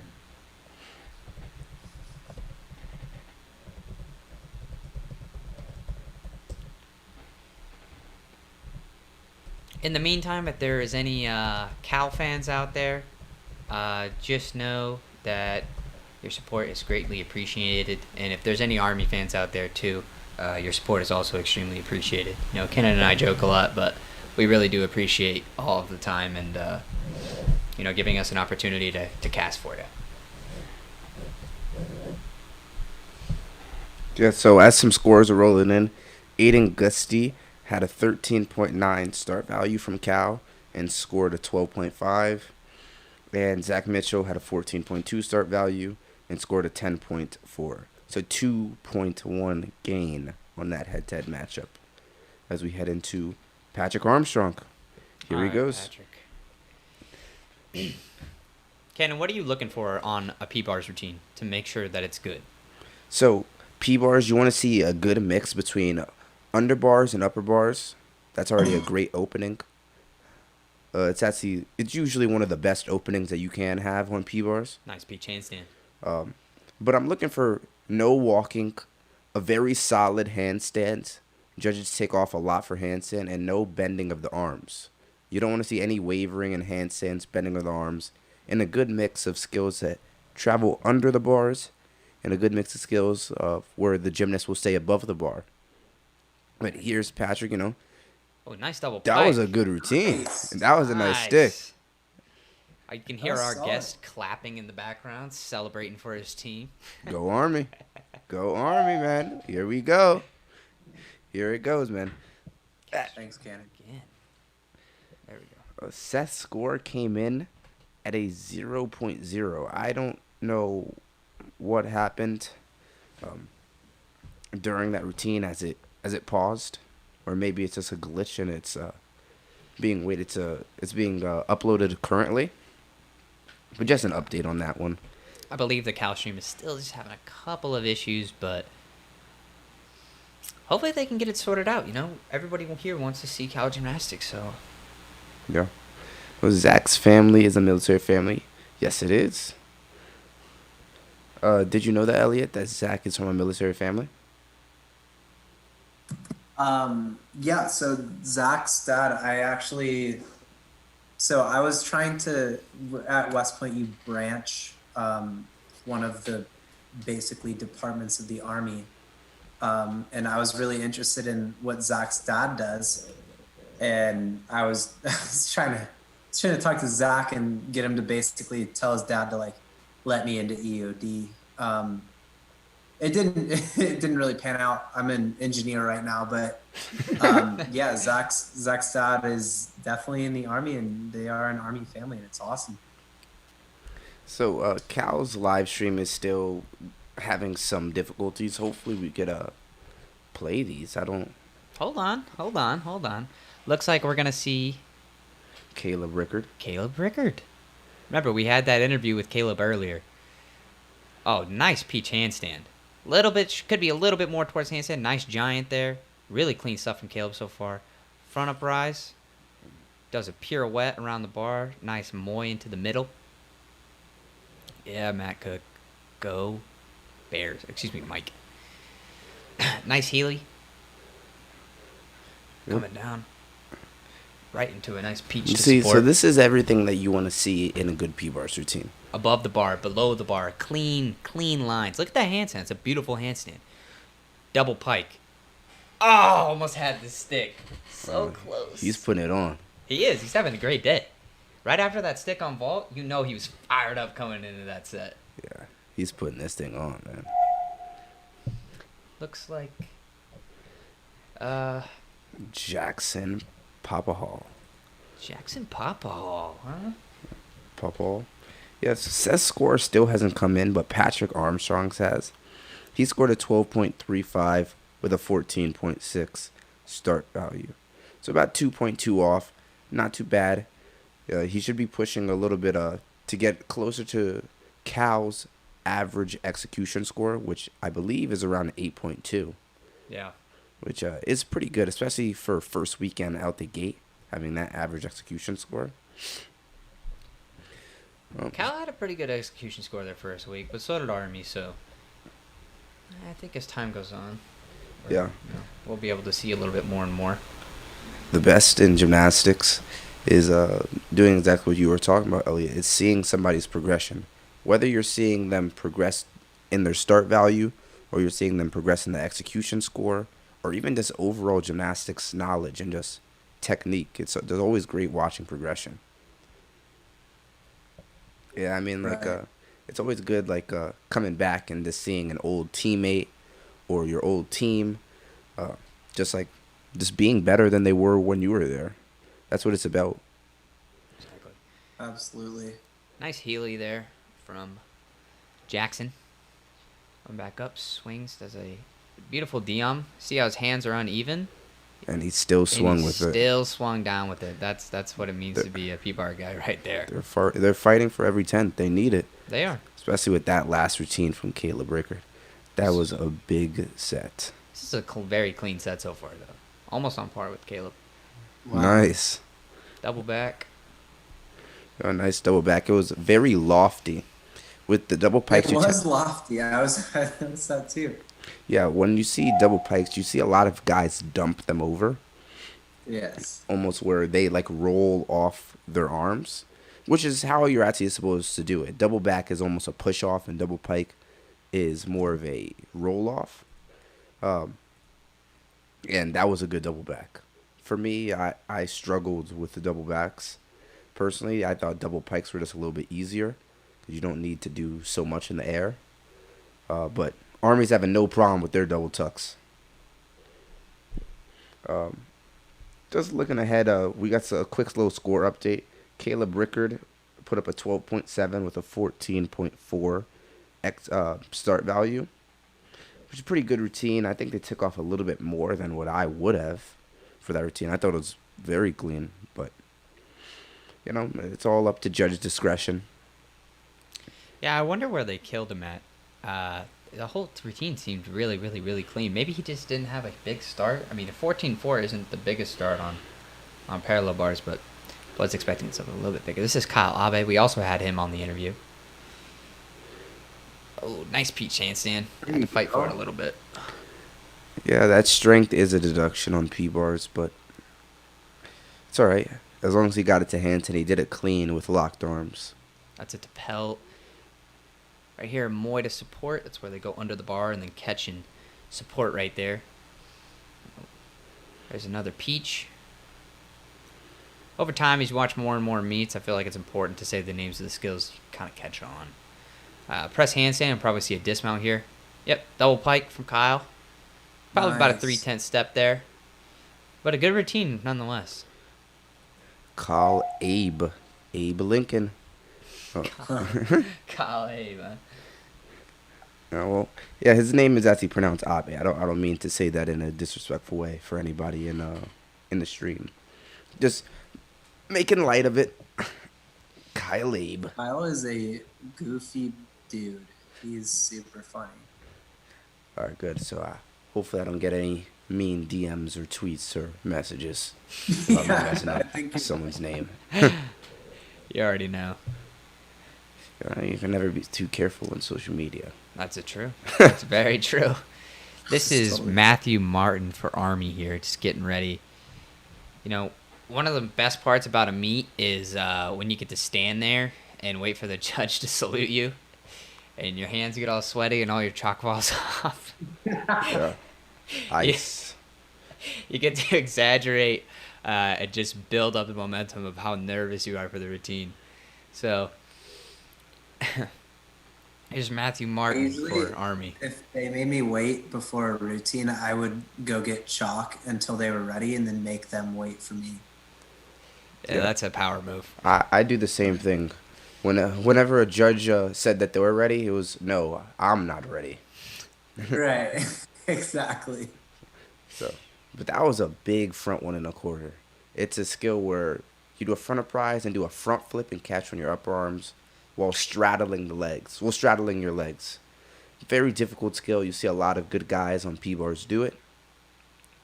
Looks like he has a pretty powerful front of prize because he has 2 front of prize skills. Nice. It's a good That set. and a dismount. That was a good set. So Army's definitely going to start closing the gap. Going into this last rotation, anything could happen. It's high bar. One meltdown, that's all it takes. That's true. We saw that at the Penn State meet the other weekend. Yeah. Penn State was down, I believe, 4 points going into rotation 6, and Illinois just fell apart on P-bars. They just absolutely fell apart at P-bars, and Penn State stayed together on high bar, and they ended up taking the meet. So. Yeah. Sometimes it's not even about doing the best gymnastics that you've ever done before at a meet. That usually doesn't work out. No. It's usually what you practice is what you compete. And sometimes just staying together and staying composed is the best thing in gymnastics. It's not about having to go out there and be like, oh, I have to throw this. It's about going out there saying, hey, if I do my job, everything is going to work out. Why did Seth from Cal get a 0? So his stream actually, during his stream, the Cal stream lagged, and it just cut to his dismount. So we were able to see a dismount from him, which makes me think that he did complete a routine. So I don't know why he got a 0, but that's what came up. But this is a big P-bar routine. Whip it to start into a Healy, very common P-bar sequence. There's that D, Dion. D, C, C. That's a nice giant. Look how beautiful that handstand line is. Walking a little bit in the pirouette. You don't want to move your hands after you place them. There's that peach we always talk about. Nice little look up. Fancy talk from Cal coming out right now. And then we're going to see it dismount right now. Double pike? Nope, double front. Here we go. Ooh. Big step there. Probably about a 5/10 step. So we're going to see. Mainly the reason Seth got a 0, I think the entire stream bugged out. So as far as my understanding goes, when there's a problem with the Virtuous platform, there are people on site that are videoing all of the routines. So there's a judge behind a computer, and if he can't see the routine, he obviously can't judge it. So they're probably going to take the recording that they had, take it back, email it to him, and then have the judge email it after the rotation, and then send the score in. It is all virtual, so sometimes there can be a lag in the system, and things can just kind of go awry. So here is Kieran Regan. Kieran Regan. He's been on a lot of events for Army. Quite a few events. And look, Army has actually taken the lead due to that 0 from Seth that's going to get dropped in the end. But It's nice to see Army on top for the first time, not the last time, but can confirm that. There's that peach. Well, I think it's just because they're on the other side of the Can U.S. confirm that Cal's Wi-Fi sucks. Yeah, Cal's Wi-Fi does suck. Whoa, Double man. pike. Hey, these are some Alright. good dismounts, man. I'm actually really surprised that there's been so many big dismounts coming out from Army. First, we had seen some double banks, but the guys later in the lineup are stepping up and doing that double pike.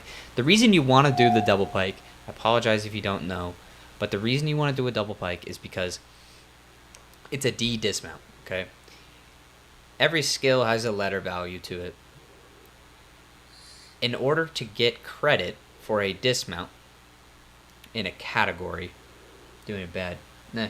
In order to get credit for a dismount category, which is 2 tenths, right? So you get 2 extra tenths for every D that you do. So if you do a D compared to a C, you do a C, you get 3 tenths for the dismount. But you don't get the category, so you miss out on those 2 tenths, right? So you got a total of 3, you do a C. But if you do a D dismount, you get 4 tenths because it's a D skill. And then on top of that, you get the extra 2 tenths for the category.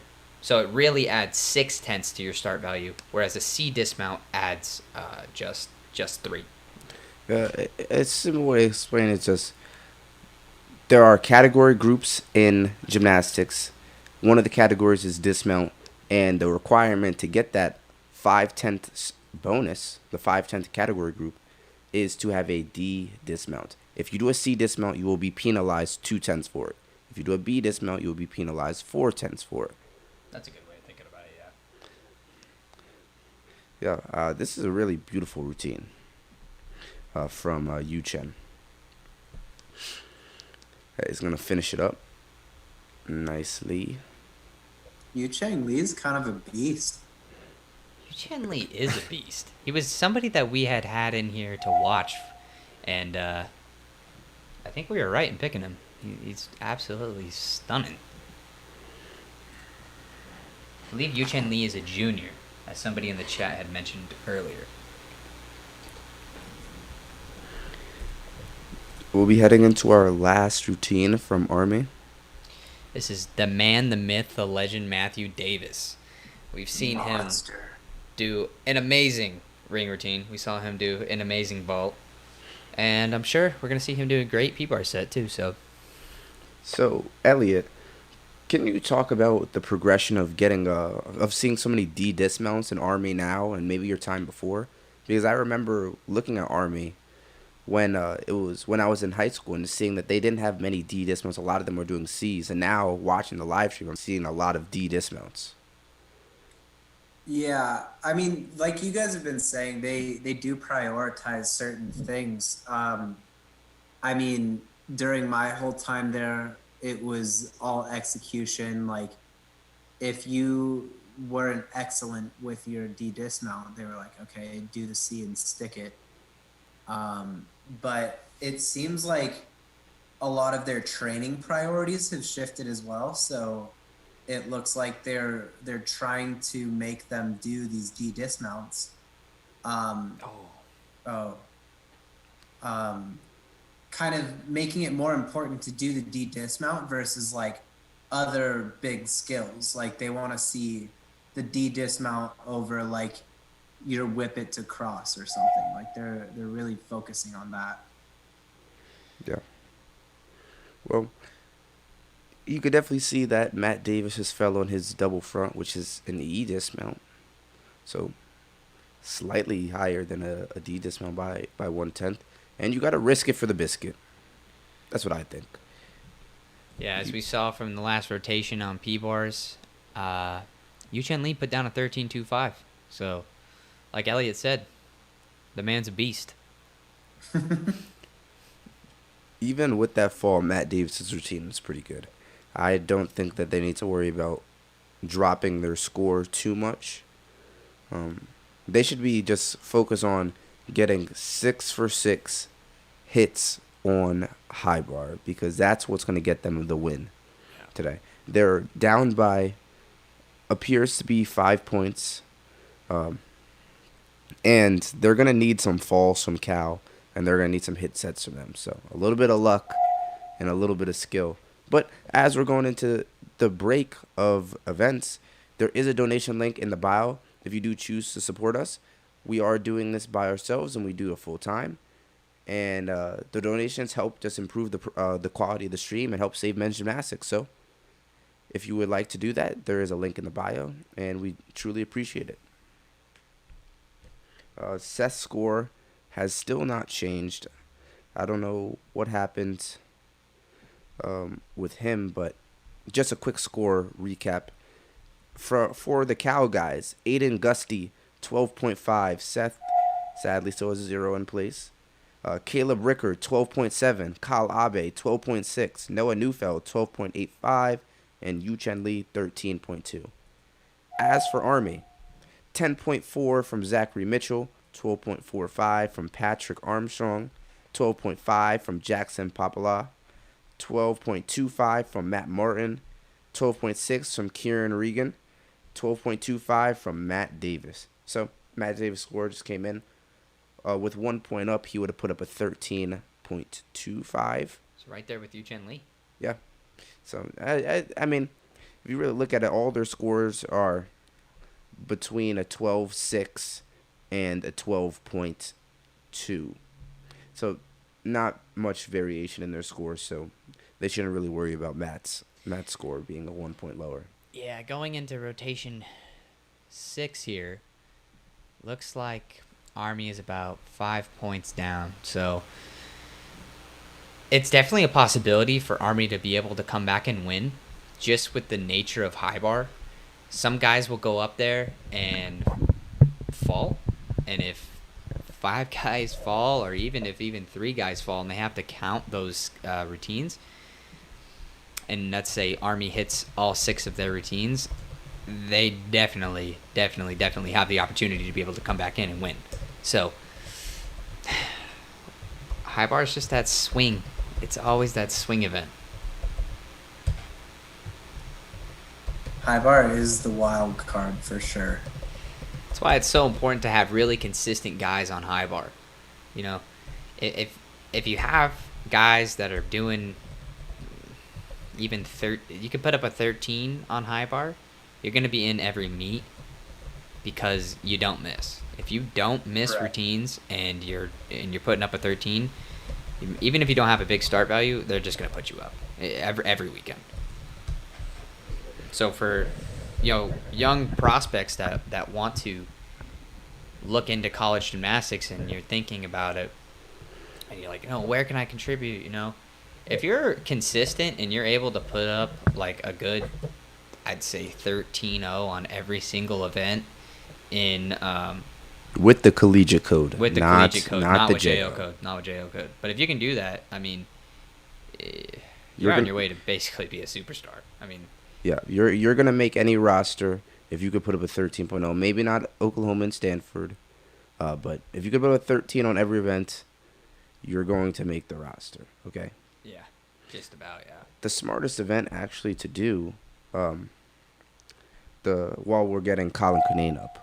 But the smartest event to do in terms for collegiate gymnastics, train your pommel horse and your rings. For some reason, floor and vault are not very highly recruited events. Pommel horse and rings are. If you are a beast on those two, you're going anywhere. Yeah, I was terrible at that's not true. I was so insanely good at all the other events that I chose just to do one. But yeah, I mean, I was recruited for one event, but if you do one event, you have to be super committed to your event, and it's a double-edged sword for sure. But if you do just rings or you do just horse, and you have an opportunity to, you love it, it's like the only thing that you ever think about all day long, and you want to be the best, and you can get picked up by a school for sure, undoubtedly. Here is Colin Cunane. Let's get some hype in the chat, man. Going into the last rotation. Yeah, let's get some hype going. Let's see our Cal fans. Let's see them stand for the Cal guys. As their Sal, their event leader, Colin Cunane, is going to be kicking it off for them. Big Takashi right here. Nice. Nice. There you go. All right, I just got to make sure you guys are on your toes. You guys on your toes? I mean, here we go. Colin, here you go. Nice shoulder. That's a hopping giant. I don't know if they're going to give him credit for that. I probably wouldn't personally. And half and half out laid out. With a little bit step in, a little bit of a chest down. So probably 4 or 5 tenths on that dismount alone. If I'm taking it. Yeah, see? That's what I'm talking about in the chat. I pipe high. Yeah, I definitely need some of that.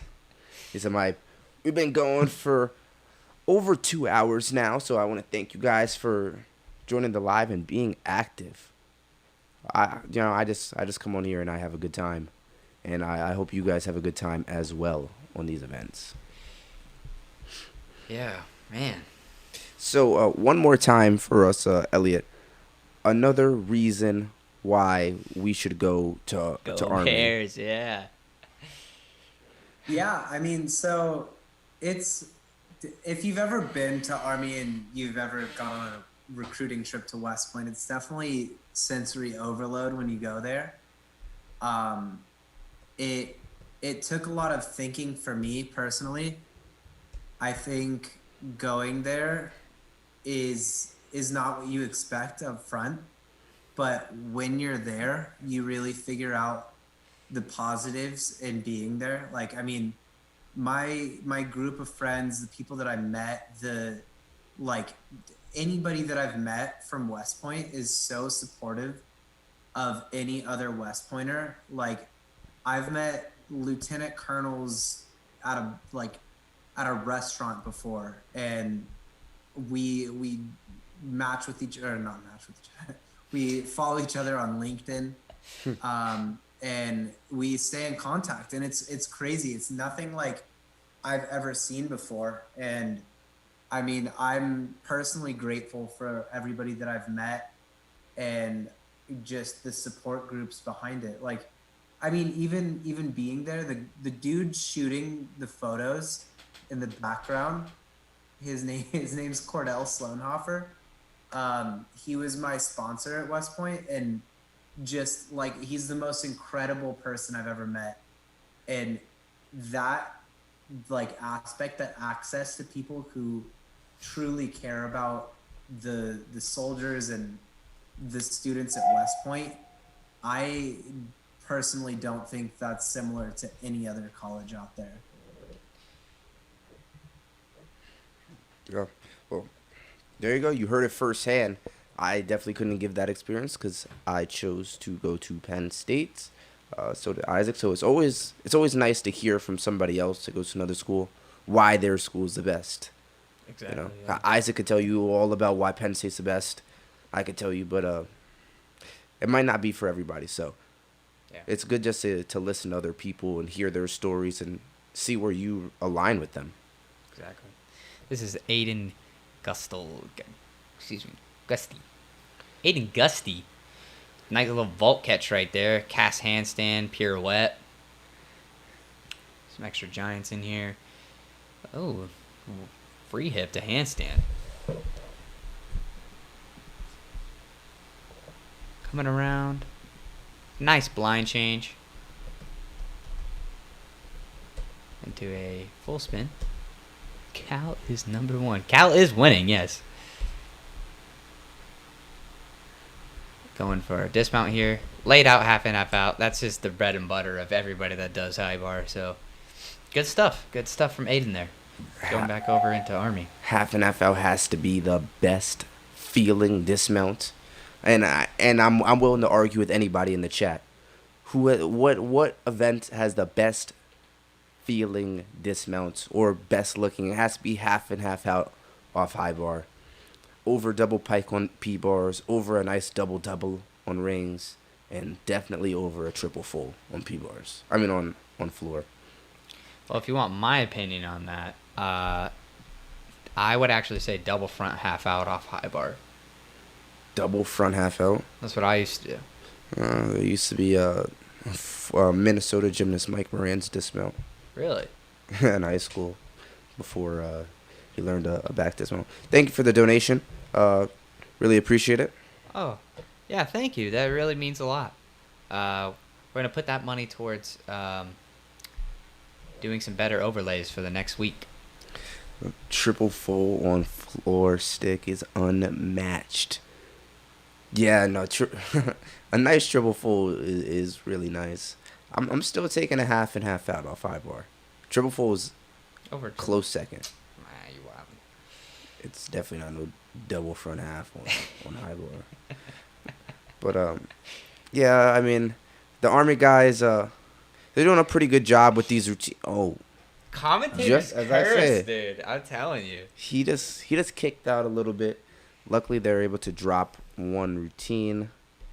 But yeah, right now it's not looking too good for making their 5-point comeback. They're definitely going to need some type of meltdown from Cal. And we're about to see if Noah Neufeld is going to be able to weather the storm. Yeah, Noah Neufeld, man. We've seen him on a ton of events today. Really, really, really talented gymnast. And I'm sure his high bar is just as good as all of his other events, so we're excited to see it. Max Ford. Front dismounts off high bar are just not it, bro. That's some shade, man. That's some shade.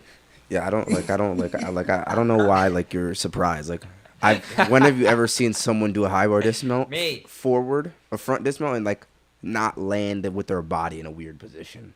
Me. All right, maybe you could pull up a video. I have one video of me doing it to my dome piece. Yeah, that's exactly. oh, Noah just had a little bit of struggle in his handstand right there. Maybe the nerves are getting to him. Maybe they're not. We'll see. I'm sure Cal's women's gymnastics, they have a lot of faith in Noah. They've probably been watching him in the gym, bang this set out day in and day out.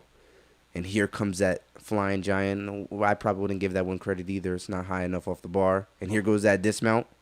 Nice stick. That's what I'm talking about. Hey, LK, you cannot tell me that is not better than a triple full. I'm in the chat. I'm in the chat. I got my chat open on my laptop. I'm ready to argue. That is a better dismount. It just feels better, especially to do. I struggled a little bit with triple full, but I struggled with that one as well too. Quick little score update. We got a 12.7 from Colin Cunane, and we have a 12.1 from Calvin Kingshill from Army. Then the last, for the second guy up, Aiden Gusty put up an 11.8, and Patrick Armstrong put up a 10.8 from Army. Yeah, that was that unfortunate fall we had seen from Army there. So this is Jackson and Pommel. Hopefully we see a double front dismount so all the haters can be quieted. You're never going to see one. Yeah, I hope he does a sick front dismount. Me too. I want to see a double front. I want to see a double layout. Oh, nice Ginger. You don't see that very often. And that was Triple front clean. off a high bar. One of the things that the Army guys are not doing very well on high bar is hitting their angles. I don't think I've seen a single angle from all three guys that they've hit that I'm like, yeah, there is no deduction. So Yeah. just a quick little thing for Army. Yeah, not that one either. A quick little thing for Army, a little tip. I'd probably move away from the angle skills and move to more one-arm skills or more releases because they tend to get less off and they are more beneficial for the routine in the long run. Yeah, so when Ken is talking about angles, I think, can we see my mouse on here? I don't think we can. No. Well, if you can, a straight up and down angle just means when they put their hand back on the bar after letting go of the bar, they need their hips to be in line with the high bar, vertically. So, trying to just use a picture here, but unfortunately you can't see my mouse. But if I see some good lines on Cal, I'll point them out to you. Yeah, I'll definitely be looking out for that. I'm a pretty big stickler in angles. I chose to not do many angles because, uh, yeah, that's a missed angle. So this is Yu Chen Lee. We've seen him do a great job today. That's also another missed angle. You want to have everything finish in a handstand like That's that. Yep, right there. Yeah. So that's Even some of the right skills there, I'm that's talking perfect. about. Those one arm skills that he was doing, or some of the easier angles to hit, are just a little bit better options. Um, a lot of times, gymnasts, especially on high bar, they will try to milk B and C's. By milk B and C's, I mean do as many B's and do as many C's as they possibly can, because doing a release is a little bit, one, it could be a little bit scarier for them, and it's also a little bit more risky than doing a B with no deduction. So a good gymnast will do a lot of stoulders, a lot of endos. Well, a smart gymnast will do a lot of stoulders, a lot of endos. A good gymnast, this got straight releases. Yeah, that's true. You go watch Ohio State; those guys are insane on high bar, and all of them are doing Kovacs. Two Tkachev, maybe three Tkachevs, maybe a Coleman. I mean, look at Sam Mikulak. Sam Mikulak got like some guys got releases 3 skills before their dismount. Sam Zakutny, on my time on Penn State, he did a Tkachev half 7 skill. Yeah. I struggled to put that skill in 7th or put it in 5th skill, 4th skill. It just shows that some guys are just beasts out there. But here we go, angle police, Cannon Johnson. We're gonna be looking at Zach Mitchell. He has a pretty interesting routine with his German giant and his L grip giants. That's right. You put him in the pregame show, didn't you? Yeah, and Tkachev, they need it. Nice. Bent arms coming over, but that's all right. He put it. Oh my! I hate to see that. All right, yep. Stay on the bar. Stay on the bar. Yeah, no reason to get off. You didn't use that much energy. Yeah, anytime that you don't make it over on a giant, I believe that is a fall. So here's those German giants that Cannon was talking about. So for this, you actually have to finish in a handstand, and he's gonna get out of that by trying to do a stolder. Looks like he's having a pretty rough routine. Looking like he's gonna go talk to coach and try to figure out what's going on. Well, that's exactly what they did need. That is the definition of a meltdown. So that is actually 2 falls that he counted. That one fall after Tkachev where he stopped, got up, and cast it out. That is considered a fall, and that where he jumps off the bar is a fall. So 2 to 3 falls in a routine, and especially on one that's not necessarily the cleanest, is what we consider in gymnastics having a meltdown, and you never want to see that from any gymnast. But there you go. Hey, you got the stick. Randy always talked about that, saying finish up strong. And Yeah. especially my JO coach, shout out to Gennady Shub, always told us the dismount's the last thing that a judge sees, so make it count.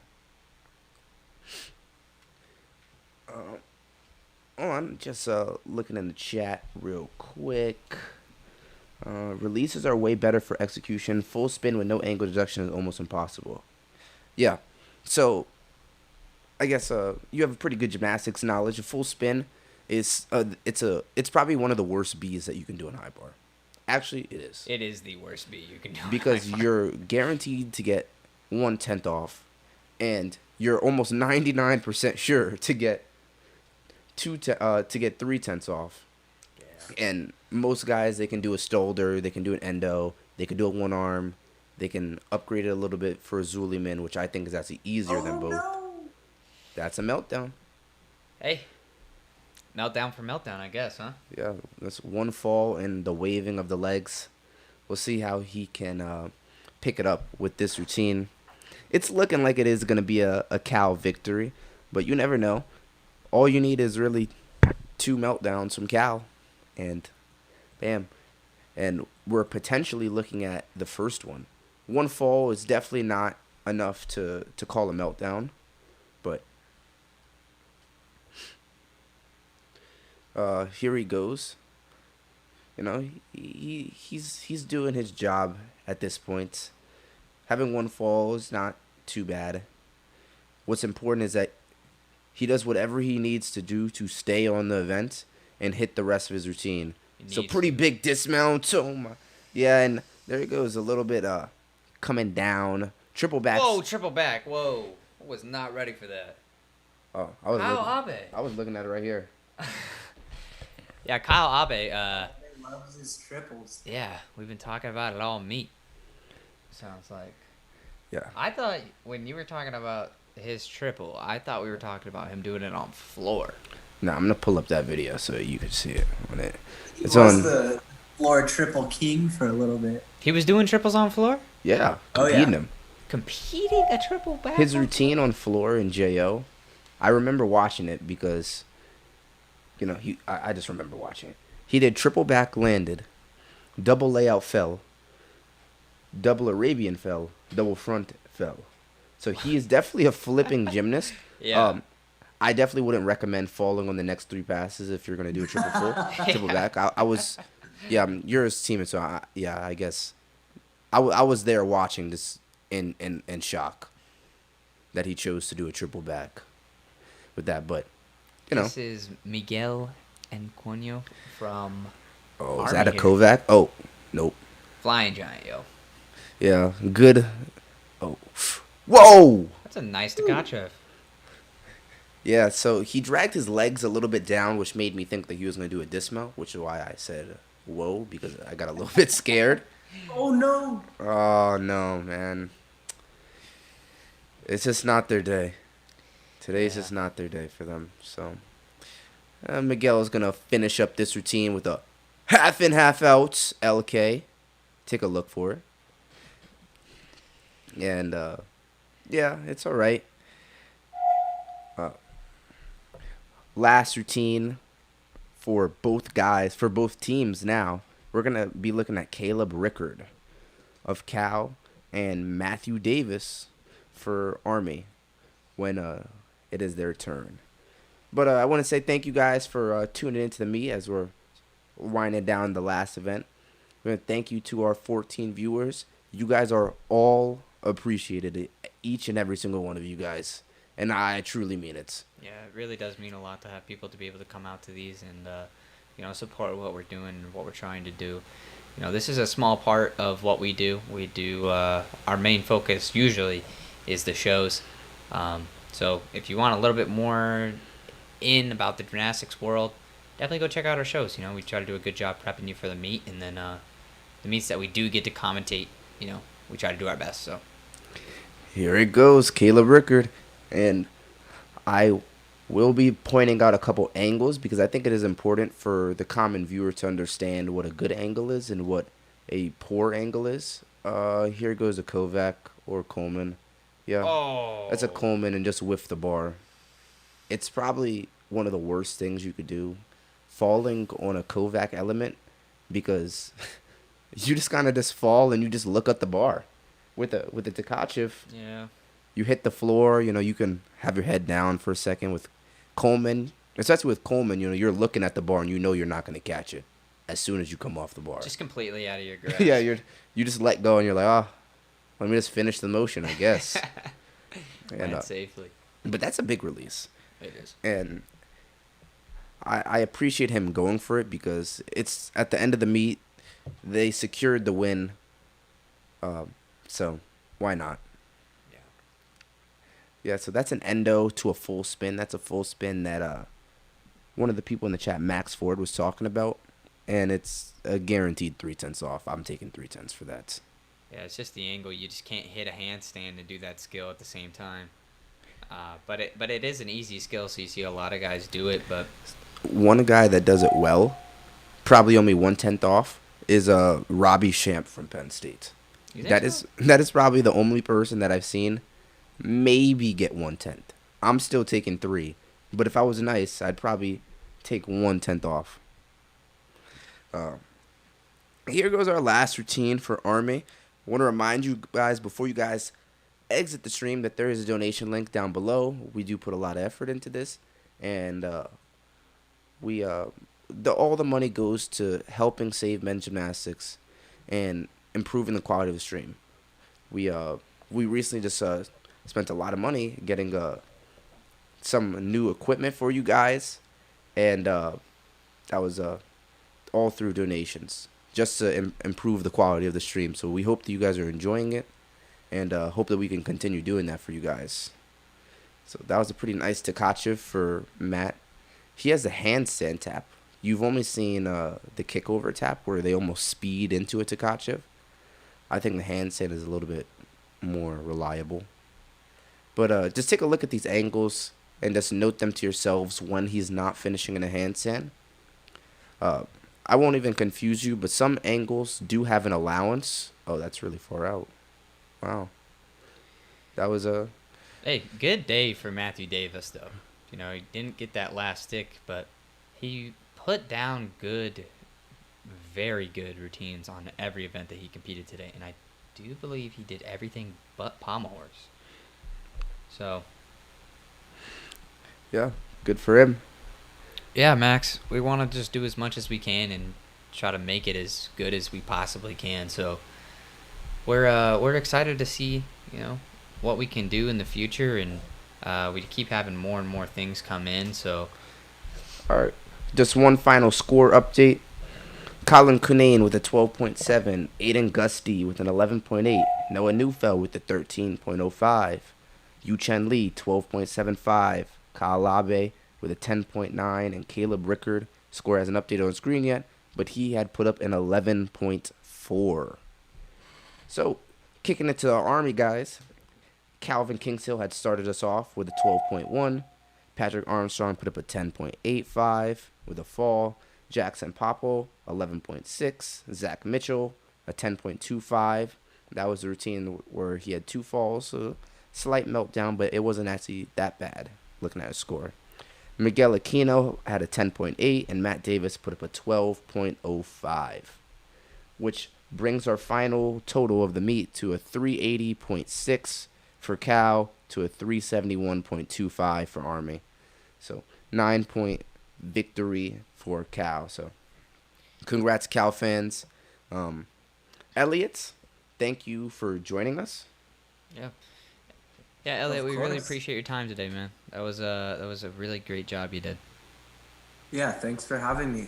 I'm happy to contribute in any way that I can.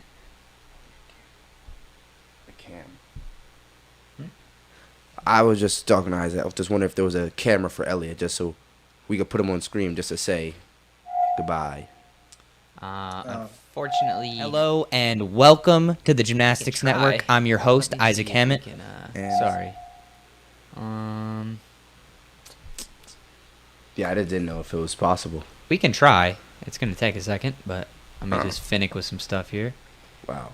I did not know the Virtuous platform put a massive thing that says win and lose. You see that? Yeah, that is crazy. That's OD. All right. That's sick. Doesn't look like I can throw his camera on there, unfortunately. But well, thank you to Elliot in the chat. He spent this entire time with us, you know, helping out with the casting. So it means a lot to us, and it definitely means something to him to watch his former team compete. Sadly, take the loss, but it's all right. Yeah. Go Army. Good. Yeah, thanks, Elliot, man. It was an awesome time casting with you, bud. Of course. Yeah, you guys are doing an incredible job. Keep it up. Thanks. So I think we're going to end the stream here. Thank you for your time. Moving forward into next week, you can expect some more shows. We're going to be working on those for the rest of the weekend and then come into Monday. And then next week, we'll be streaming again. We had some more stuff planned for this stream, but unfortunately, we didn't get to implement it all. Just everything broke. So it's a bummer, but you know, we tried our best, and we hope you enjoyed the overlays. We spent some extra time on this week working on our overlays, making sure everything looked all nice and pretty for you. So thank you for your time once again. If you'd like to donate, there's a donation link in the bio. Just check it out. It would help a lot. Yeah, thank you. Thank you for being here, and we really appreciate your guys' time. Gannon, you got anything you want to say? Big Cam. You got Big Cam? I could check. Hey. Oh, we got Big Cam. Thanks, guys. Thanks. Yeah. Thank you. We'll see you next week for a couple more meets. Yeah.